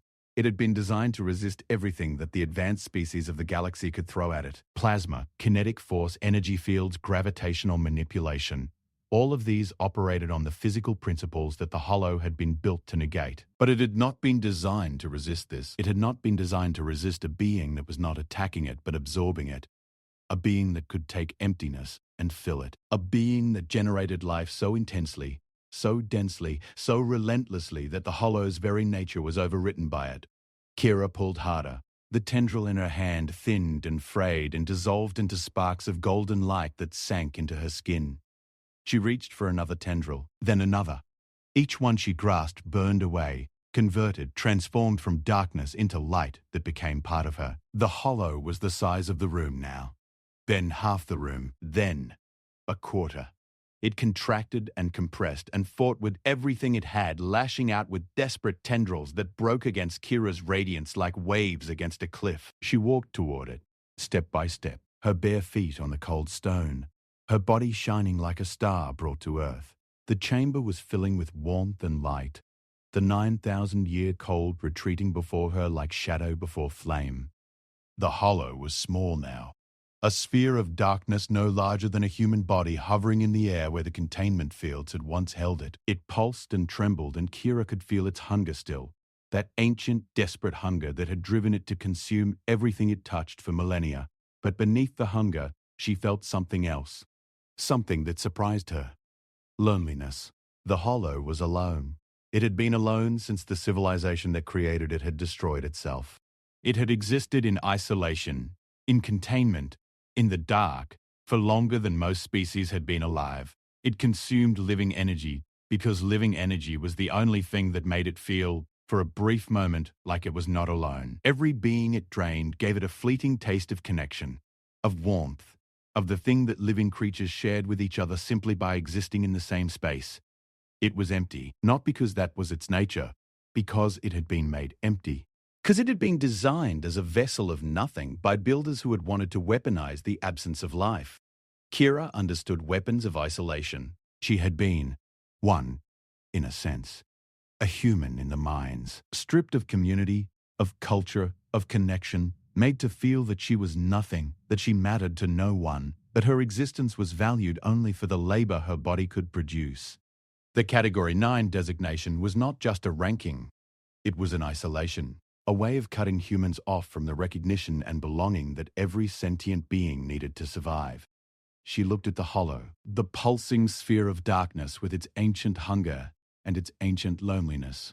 She reached out and touched it, not with fire, not with force, with her hand, an open hand, palm outward, fingers spread, the most basic human gesture of contact, the gesture that humans made instinctively from the moment they were born, reaching out for warmth, for connection, for the reassurance that they were not alone. The hollow shuddered at her touch. The darkness rippled, and then, slowly, incredibly, it began to change. The absence at its core, the engineered emptiness that had been its defining characteristic for millennia, started to fill. Not because Kira was forcing energy into it, not because she was overwriting it with heat, but because she was offering it something it had never been offered before.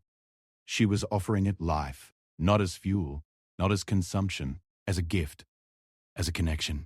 The same thing humans offered each other when they held hands in the dark, when they told stories in cramped sleeping quarters, when they saved boys they did not know from beatings they did not deserve. The hollow absorbed her touch, not by draining her, by accepting her.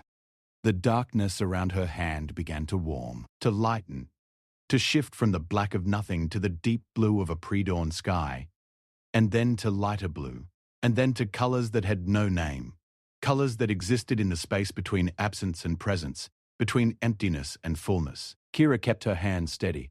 The golden light from her body flowed into the hollow in a slow, steady stream, not a torrent, not a flood, a gentle, patient offering, the way a candle shares its warmth with a cold room.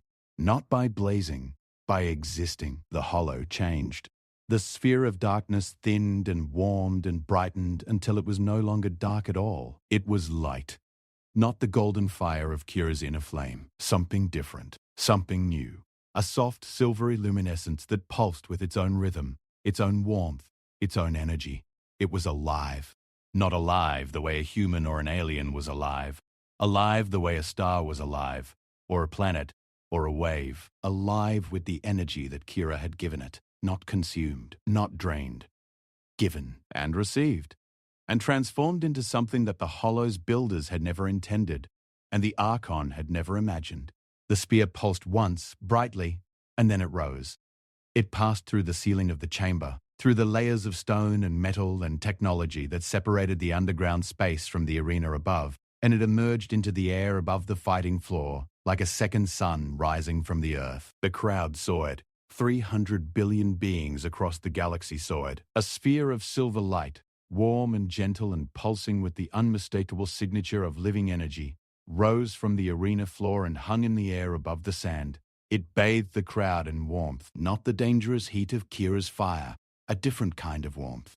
The warmth of something newborn, something that had been empty for so long that the simple act of being full was miraculous. In the chamber below, Kira stood alone. The hollow was gone. The darkness was gone. The cold was gone. The ancient space was filled with the residual warmth of what had happened, and in the fading golden light, Kira Vasquez looked at her hands and found them healed, not scarred, not burned, whole. She sank to her knees, not from exhaustion this time, though she was more tired than she had ever been. From something else, from the weight of what had just happened. She had touched the emptiness at the heart of the galaxy's most feared weapon, and she had filled it with life, not by force, not by violence, by the simple, stubborn, impossibly human act of reaching out. Above, in the arena, the silver sphere began to move. It drifted upward, through the open sky above the arena, up into the atmosphere of Zoreth Prime and beyond. It rose and rose until it was a point of silver light in the sky, a new star, small and warm and alive. The crowd was silent. Then they were not. The sound that rose from the arena was not a cheer. It was something deeper and more fundamental than celebration. It was the sound of a galaxy realizing that everything it had believed about power and weakness, about strength and value, about what mattered and what did not, was wrong. In the highest seat, the Archon stood. For the first time in recorded memory, the Archon of Zorath stood, and its color-shifting skin settled into a single, pure shade of white. and it looked down at the chamber where a human woman knelt in golden light, and it bowed its head. 3 matches. 3 victories. By the law that the Archon itself had written 10,000 years ago, Kira Vasquez was free. But freedom, as it turned out, was only the beginning. The galaxy did not go back to sleep. In the hours after Kira's 3rd match, the communication networks that linked the inhabited systems of the Zorath Collective experienced traffic levels that had never been recorded before. The footage from the arena, from the underground chamber, from the moment a human woman touched the hollow and turned darkness into light, was being shared, downloaded, analyzed, and debated across 300 billion screens on 1,000 worlds. Translation algorithms struggled to keep up. Data servers on major relay stations overheated. On 17 separate planets, local network infrastructure collapsed entirely under the weight of demand. Everyone was watching. Everyone was talking. And for the first time in 200 years, the conversation was about humans. On Thetis 4, the mining colony where Kira had been born, the miners stopped working, not because anyone told them to, not because there was a strike or a protest or an organized action. They simply put down their tools and gathered around the communal screens in the sleeping quarters and the mess halls and the maintenance bays, and they watched. They watched one of their own stand in the arena of the galaxy's most powerful species and refused to be what she had been told she was. The boy Kira had saved was there. His name was Oren. He was 12 years old and he had a bruise on his face from the beating that Kira had interrupted. And he stood in the front row of the crowd gathered around the largest screen in the main sleeping block.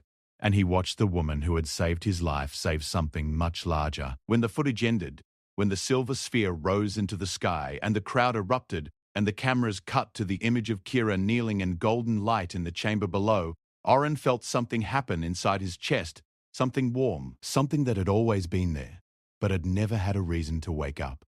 His eyes did not glow, his hands did not burn, but something fundamental shifted in him, like a key turning in a lock that had been waiting for exactly the right moment to open. He was not the only one.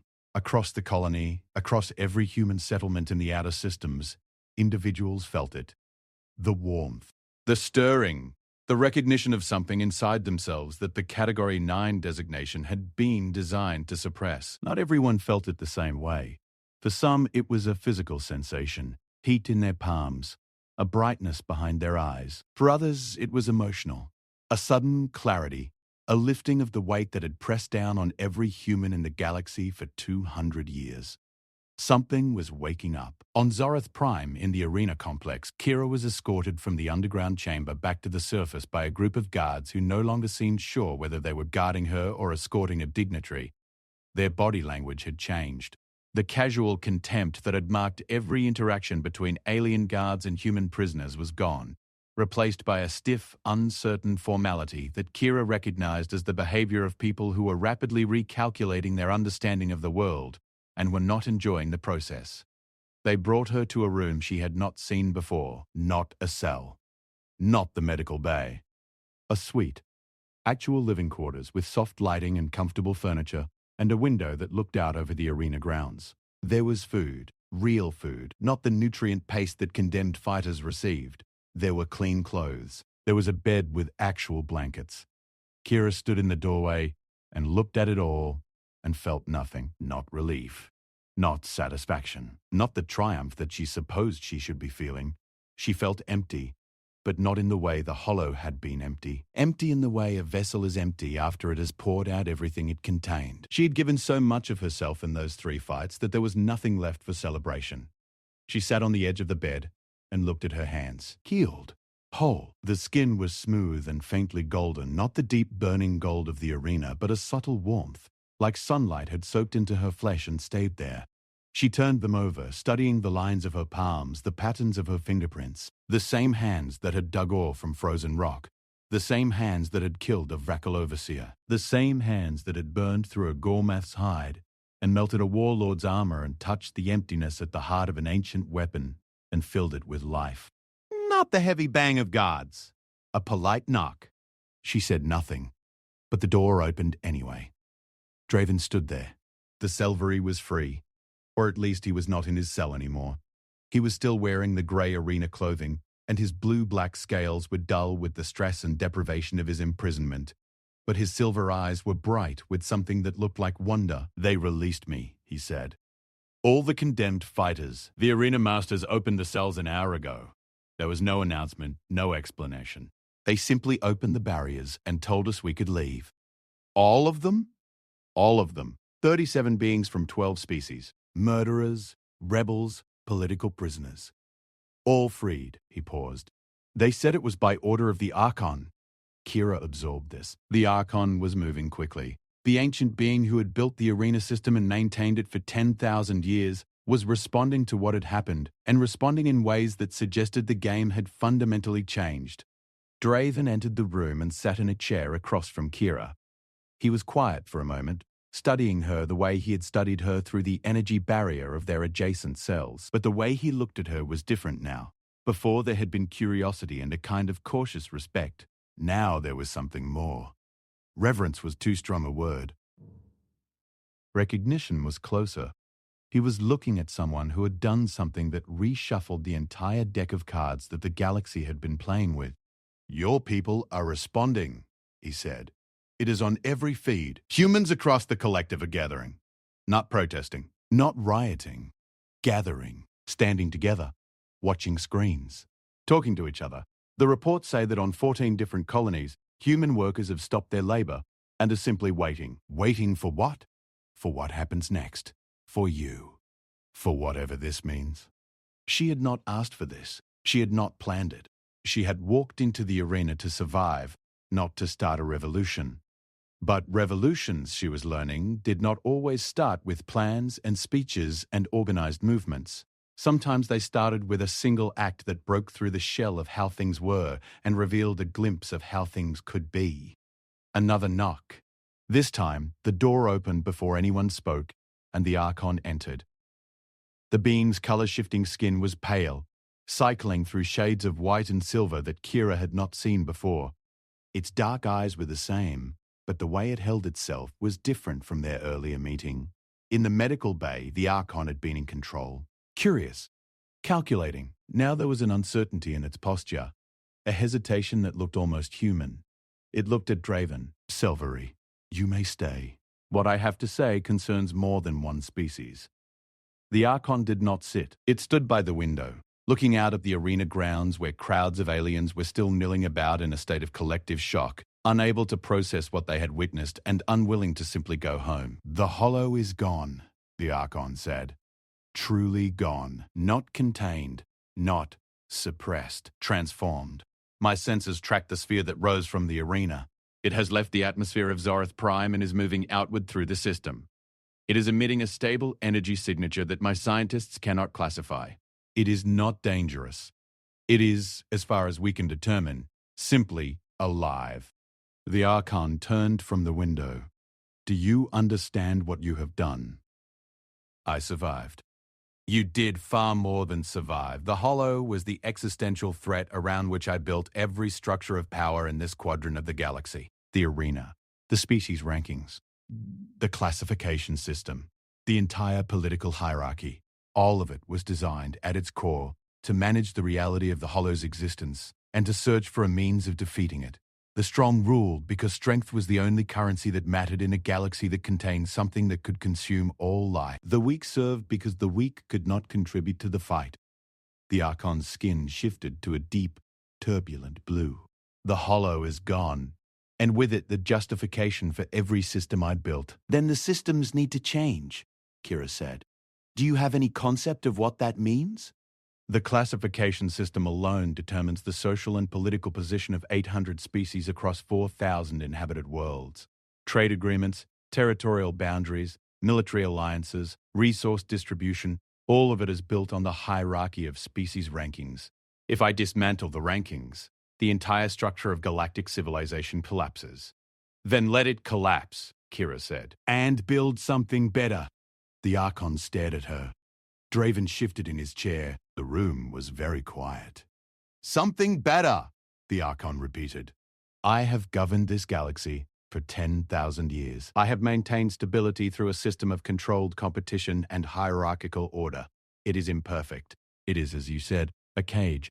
but it has prevented the kind of catastrophic interspecies warfare that destroyed the civilization that built the Hollow. It has kept billions alive. It has kept billions in chains, Kira said. There is a difference between alive and living. The Archon's dark eyes reflected her face. Two faces in two mirrors, one human and one incomprehensibly ancient, looking at each other across a gap that was wider than species or biology. It was the gap between the way things had always been and the way things could become. You speak with a certainty that I have not felt in millennia, the Archon said. Where does it come from? Kira thought about that. She thought about the mines and the darkness and the weight of rock above her head. She thought about her father's bent hands and her mother's last breath under a collapsed tunnel. She thought about Oren, the boy, and the sound of the shock rod hitting his body. She thought about the fire in her chest and the golden light in her eyes, and the moment she had touched the Hollow and felt its loneliness and chosen to reach out instead of strike. It comes from knowing what it is like to be at the bottom, she said. When you have been classified as nothing your entire life, you learn something that the people at the top never understand.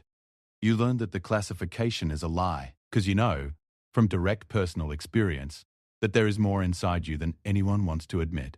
Every human in this galaxy knows that. Every Silvery knows that. Every member of every species that has been pushed down and told to stay there knows that. You have spent 10,000 years searching for the strongest being in the galaxy. You have been looking in the wrong place. She stood up from the bed. The faint golden glow on her skin brightened. Not the blazing fire of combat. Something gentler. Something warm. The strongest being in the galaxy is the one who has every reason to give up and chooses. The one who is told they are nothing and knows they are something. The one who reaches out when reaching out is the hardest thing to do. She looked at the Archon with eyes that held steady flame. You did not find that in your Vraxel champions or your Keldrath warlords. You found it in a mining colony, in a woman with burned hands, because that is where strength like this is forged. Not in arenas, in the dark, in the dirt, in the places you were not looking. The Archon was silent for a long time. Its skin cycled through colors that had no names in any language Kira knew. Blue to silver to white to something that was almost gold, as if the being's very body was responding to her words. If I change the system, the Archon said finally, there will be chaos.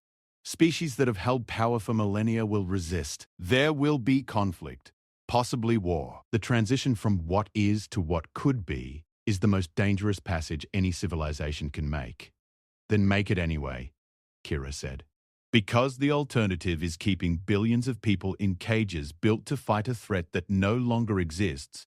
And if you do that, the fire that woke up inside humans today will not go back to sleep. It will spread. It will grow. And the chaos that comes from a galaxy of burning souls breaking free of their cages will be far worse than anything a managed transition could produce. Draven spoke for the first time since the Archon had entered. She is right. His voice was steady. His silver eyes moved between Kira and the Archon. My people were conquered and broken by the system you built. Our homes were destroyed. Our families were killed in staged combats for entertainment. We have been waiting for 10 years for something to change, for someone to prove that the hierarchy is wrong. Today, a human did that. If you return to the old ways after what the galaxy just witnessed, you will not have stability. You will have the largest uprising in galactic history. The Archon looked at Draven, then back at Kira, then at the window, where the distant sky of Zorath Prime held a new point of silver light that had not been there before. I was afraid of humans, the Archon said quietly. When I read your history 200 years ago, I was afraid because I saw a species that refused to accept limits. I built the Category 9 classification to contain that refusal, to keep it buried, to ensure that the fire inside your species never had enough fuel to ignite. A pause.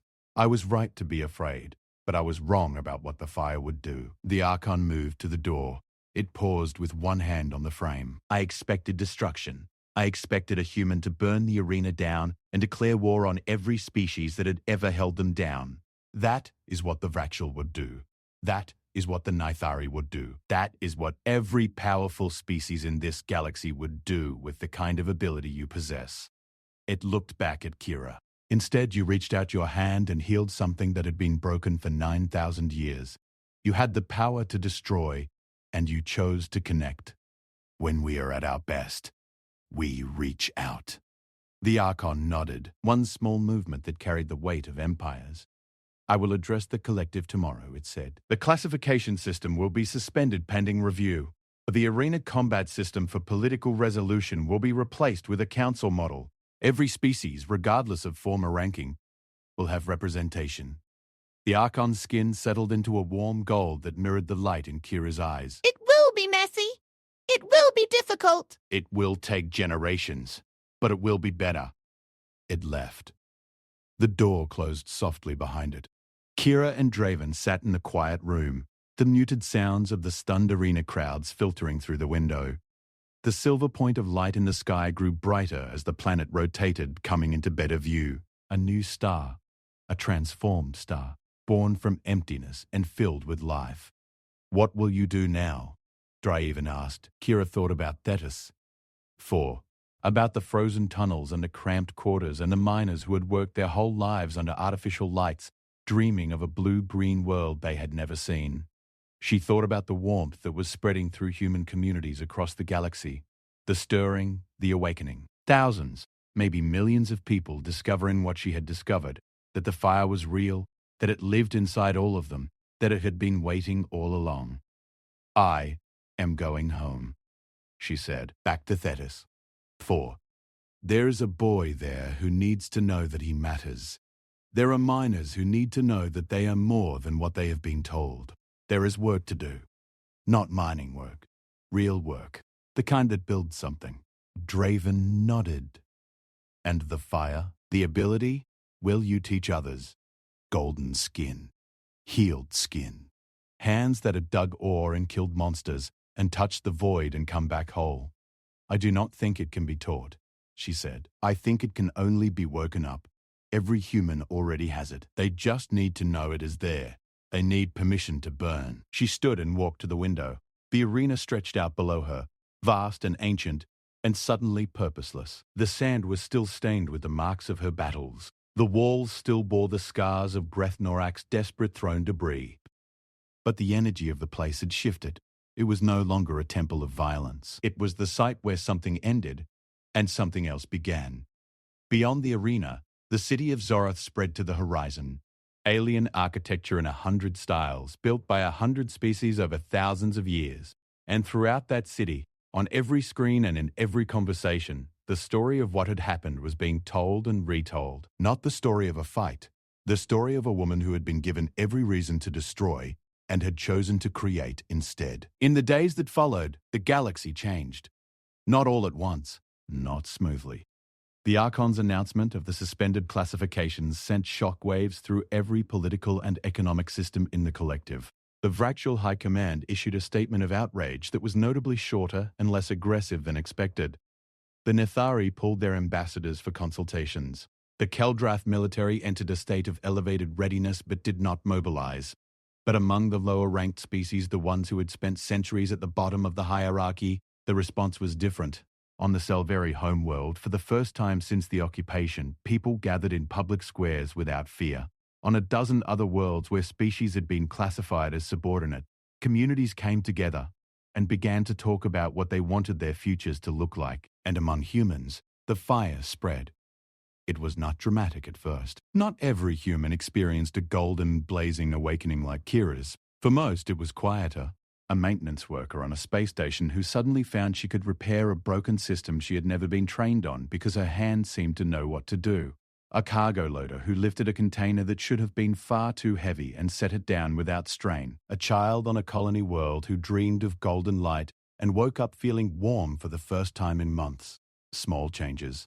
Personal changes. The slow, steady brightening of a species that was finally allowing itself to burn. Kira returned to Thetis, 4 on a transport ship that the Archon provided. It was the first time a human had traveled on an official collective transport without being part of a labor shipment. The crew treated her with a mix of awe and nervousness that she found uncomfortable. She did not want awe. She wanted to go home.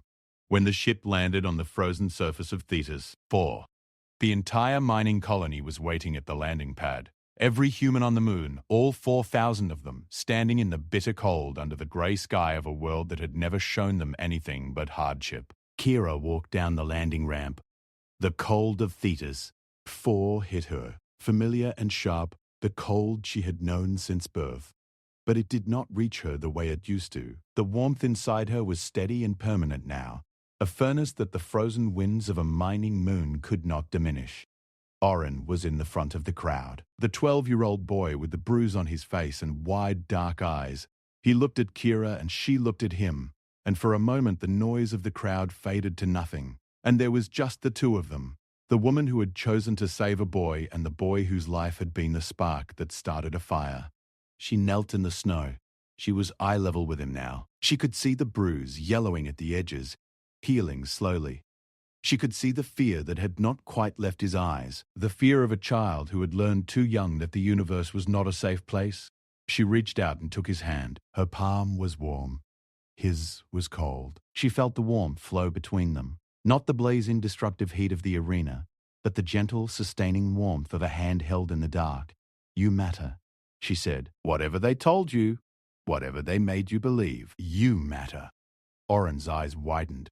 His hand tightened around hers, and deep in his chest, beneath the bruises and the fear and the years of being told he was nothing, something stirred, something warm.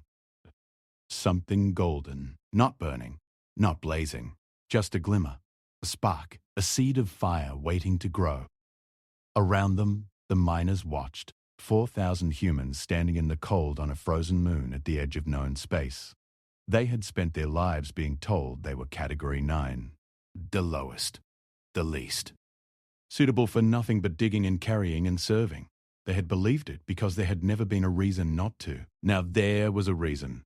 She was kneeling in the snow holding a boy's hand, and the warmth coming from her was reaching every single one of them. Not the thermal energy that had killed a Gormath and defeated a warlord and transformed an ancient weapon. Something simpler, something more powerful. The warmth of a human who had seen the worst the galaxy had to offer and had chosen at every single turning point to reach out instead of pull away. The crowd shifted. Someone in the back started to clap, then someone else. Then the whole landing pad was filled with the sound of 4,000 pairs of human hands, scarred and calloused and rough from years in the mines, coming together in a rhythm that was not quite applause and not quite music, but something in between, something primal. Something that said, "We are here. And we are awake, and we will never go back to sleep." Kira stood. She lifted Oren onto her shoulders, the way she had seen parents do on the rare occasions when there was something to celebrate on Thetis. For he was light, too light. A boy his age should have weighed more, but he would grow. They all would. She looked out at the crowd and felt the fire inside, pearls in time with their clapping. And she saw, in the eyes of the miners around her, the first faint sparks of golden light. Not in all of them. Not yet. But enough. Enough to know that what had started in the arena on Zorath Prime was not ending here. It was beginning. In the sky above Thetis, barely visible through the grey clouds and the thin atmosphere, a point of silver light shone. The transformed hollow, born from emptiness and filled with life, moving through the galaxy on a journey that had no destination because its purpose was not to arrive somewhere, but simply to exist, to be alive, to shine.